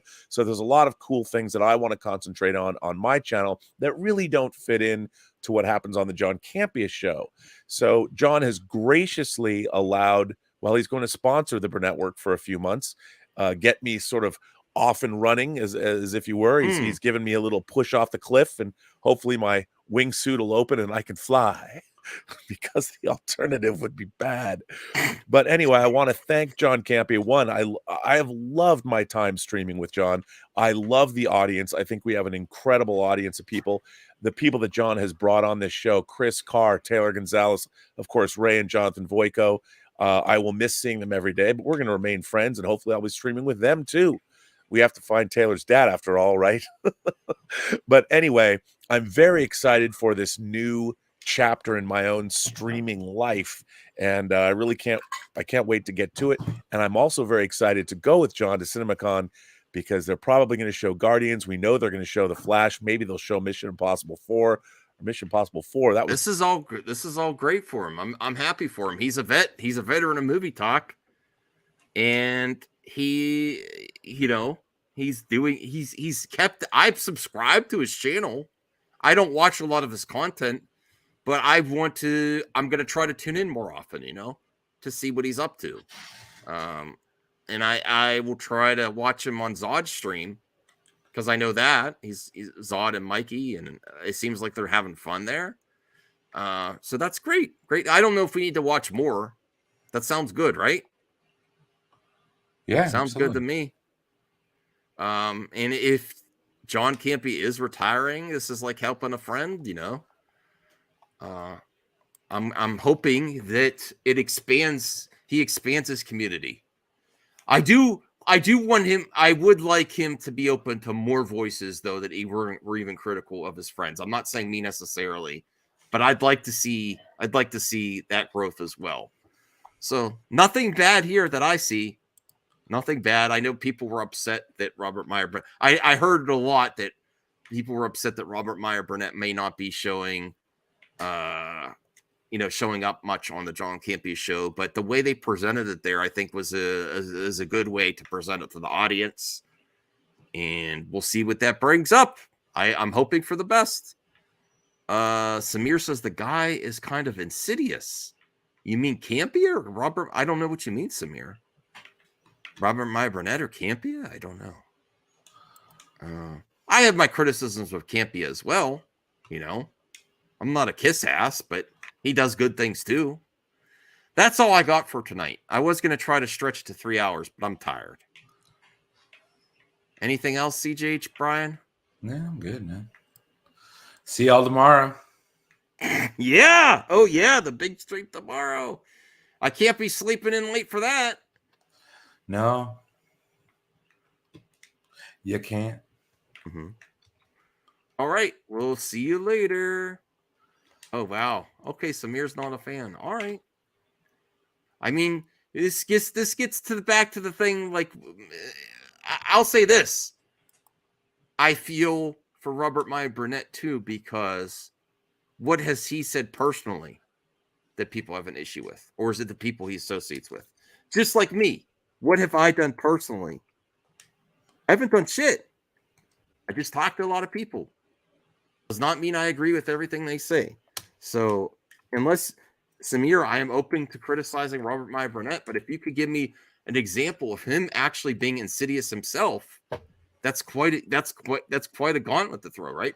Like Brian, and we love you here. Like saying that, like what has he actually done? Nothing. Talk to people that are questionable. Yes, I don't see anything that he's personally done. I don't know. Nope. And I don't want. I mean, you can criticize him that he doesn't push back against their nonsense, but that's still not anything that he's done, right? It's still not anything. Yeah, pretty much. I mean, that's kind of how I feel about it. Give everybody a fair shake. And if you look at the context of the shows that he's actually doing on his channel, yes, he pops up every once in a while on YouTube, but on other people's channels that we might not like their opinions, but the stuff on his channel, he's talking about physical media. He's talking about all kinds of niche stuff, animation. There's nothing insidious about that, But I'm open to criticism as well, Samir. So if you get me any substance, I will. If you actually find something that accommodates that claim, I will call him out for it if you want me to. But I don't see it. Yes, I don't, and I hate saying it. It's like super cringe to constantly say that too. Right? It's just because I talk to people. When I talk to people, even that have done some shit online, what do I try to do? I try to talk about video games, or I try to talk about nerd culture. I don't try to talk about the controversial thing when I have them on, right? Even EVS we had on tonight. I don't agree with everything he says, but he has some worth as a human. What are you going to do? What are you going to do? Discard him? He's got a family? See, I don't like that. It's the whole, yeah. Nobody deserves that. I think actually this is fair to a point, Samir. The people aren't questionable. He is questionable for associating with them. I don't agree with that part. You could associate with whoever you want. That doesn't mean you co-op everything they say or do. But he has gone after people who worked on Discovery to the point where Star Trek's had to block them. So I agree on that part. I don't have the facts there, the context, but I do remember him saying that he was blocked by quite a few people at Star Trek. Yeah, Star Trek by Paramount has him blocked, but in all honesty, he's been very, people can change. Yes, that's true as well. Yes. That's the whole thing. People aren't static in their opinions. Yeah. And I hope people understand that. Right. Honestly, I will admit, without actual receipts, I just assume that Robert Meyer Burnett probably went too hot on Star Trek on Twitter. Oh, he did. I don't like his takes on New Trek. Yeah. So without the facts there, I think you're probably right, Samir. And I don't think that's necessarily cool, but that doesn't erase the good things he does either. I mean, he still has worth, you know. I don't want to cancel forever because I saw lots of my friends across all sides of these nerd wars, which I do not participate. You know, I know the culture war. I don't participate in nerd wars anymore. Remember, Brian, you did a video. I surrendered to culture war. I surrendered to nerd wars because all this stuff does not add value to my health, my life, or mean anything once we're into the next day. Like, okay, you won an argument online. Nerd wars don't mean anything. You know, no, they don't. You're not winning when you participate in a nerd war. Friendly debates are fun. What's that? Have a meaning? Does life have a meaning? Yes, life has a meaning. Are you submitting another mailbag? In the grand scheme of the universe. Yes, life has meaning. Every life has meaning. Whoa. And I've got to the point where I used to also, I'm like, I really don't like what you said. And I started person it has meaning, but in the grand scheme of things. I've got to a point in my life where I used to distance myself with people. My friends said some stuff I really did not like. And I really looked down and I'm like, I think some people said you can't judge a person's heart, even though they say some shit. It doesn't mean I don't want to, unless I really have to distance myself, you know, unless I really have to. No, shit. Yeah. Unless you're actually like specifically targeting people with threats or something, that I will not stand for. Yeah. Like someone did to me today. Yeah. No, that's not cool. But just saying some offensive stuff, even though I don't like it, that doesn't necessarily mean I'm going to distance myself from you. When you're with me, I'm going to try to steer the conversation positive, just like EVS was on. And I was like, I don't like what you're saying there. I pushed back enough, but does that mean he's not going to be on the show anymore? No. He has the right to say what he wants to say. He made some jokes that I'm like, people like that kind of humor. That's not my type of humor. Just like James Gunn. I think James Gunn has a lot of value. And I don't have James Gunn derangement syndrome where every time he does anything I don't like, I bring up his old tweets. I don't like his old tweets, but he says that's not who he is anymore. And he says he wants to be better. So I don't care. You know? I don't want to be associated with the shit he said on Twitter. You know? Samir, if I stand by someone who's saying reprehensible things, does that not mean I have a problem with those reprehensible views? Well, dude, there's always something you could find common ground on. Yes. And you're not going to get this is also how I feel, in my opinion. What I could foster on my channel is something that you could use and adapt in real life, because you're going to work with people in your career that you completely disagree with. So what are you going to do? You're going to call them out? Not go to work? You're going to call them out at work and get your ass at beat? work to human resources. Not you know, don't suggest that, but no, I'm just saying, like, some of this stuff, it's you not can't just call people out in public. I've worked with people that I disagree with wholeheartedly, but that doesn't mean I hate them or I stop associating with them. You're going to have to, in life, you're going to have to work with people and associate with people that you completely disagree with. And that's life skills. I'm sorry. You're not going to get around it. Let me know anyone that's avoided doing anything with someone they completely fundamentally disagree with. Even if you're thinking about nerd stuff, Mark Hamill, he said, I fundamentally disagree, but he still worked with Ryan Johnson, right? Yeah. He still worked with them, you know? So I really feel something that I am successful in my private life and my job. It's a rough job. I get highest remarks from customers and my employer. And I have a lot of skills with working with other people. And I don't have a lot of issues like there. People come and go. But that is something that I can honestly give to my audience based on my personal experiences, that I work well with others, regardless of what you hear on the internet and YouTube. I work well with others, and I have very few issues with people I work with, So you're going to have to work with people. Well, it's like you say, you don't want to box yourself in either, I don't see, Samir, I don't want to highlight that one because I don't see R&B actively promoting that type of narrative. He might go a little toxic on Star Trek, but I don't see him promoting, unless I see him promoting those like views like that. Okay.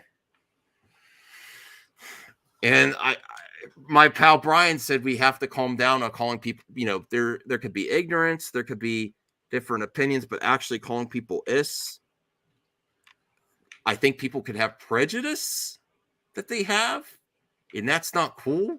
But to actually say they're an ist is another step, Yeah. Saying they have some prejudices and they're ignorant on a certain subject, or maybe they don't even seek out the truth because they're on a specific political team, right? Yeah, that's usually how it works. But saying someone's prejudiced or ignorant or bigoted towards other point of views, and then actually saying they're an actual like ist where they have like a hood in their closet is a completely different situation, and that has to be differentiated. I think, but that it's hyperbole, dude. I don't know. Yeah, but that we have to be careful with that. Just like on the opposite end, when people promote, that everyone should have a right to healthcare and things like that, and you call me social, whatever. We already have some stuff in place from the government, Social Security. So there's nuance to all these conversations. It's all these hyperbolic statements that demonize each side. I need to slow down. Well, I'm not a fan of Tim Pool. Yeah. I'm just well, we're going to end it here, Samir. I'd like to talk with you. If you want to reach out to me privately anytime on Twitter, we'll talk about it. I'm just saying, I think, honestly, you'll have more success in life if you try to work with people you disagree with, unless there's absolutely no other choice. And it's not going to help you in your endeavors being a professional unless you're in Hollywood, because Hollywood is very left-leaning. Calling it, it's not going to help you in the workplace because the country is divided and half the people work with each other. Unless you have a situation, it's just not going to help, right? There's all kinds of different people. But that's where I'll end it. We've got a little sidetracked. Thank you for the little And there's aliens in space. I'm open to it, Samir. I think you're a good person. I will say this: the older I get, the older I get, the more I'm open to talking to more people. When I was younger, and I'm not being an ageist here. I'm just saying things seem less serious to me now than they did in the past, based on there's more serious things to worry about, and I pick and choose my battles of things that are really important to me. I'm not going to fight I think the older I get is I'm not going to fight every battle, right? I don't want to. You got to pick your battles. That's usually what they tell If you people. fight every battle that comes to your doorstep, you'll die early, is my opinion. Basically, put yourself in the grave for no reason. There's no reason to fight every battle, and sometimes it takes more strength and more fortitude to not engage in battle. And what would the Jedi do? What would Luke do? All right. Sorry, I'm It's all good. We are getting a live action Rebel series. I've changed. I try to be better. And Brian helped me with that. CJ helped me with that. And we're ending now. Bye, everyone.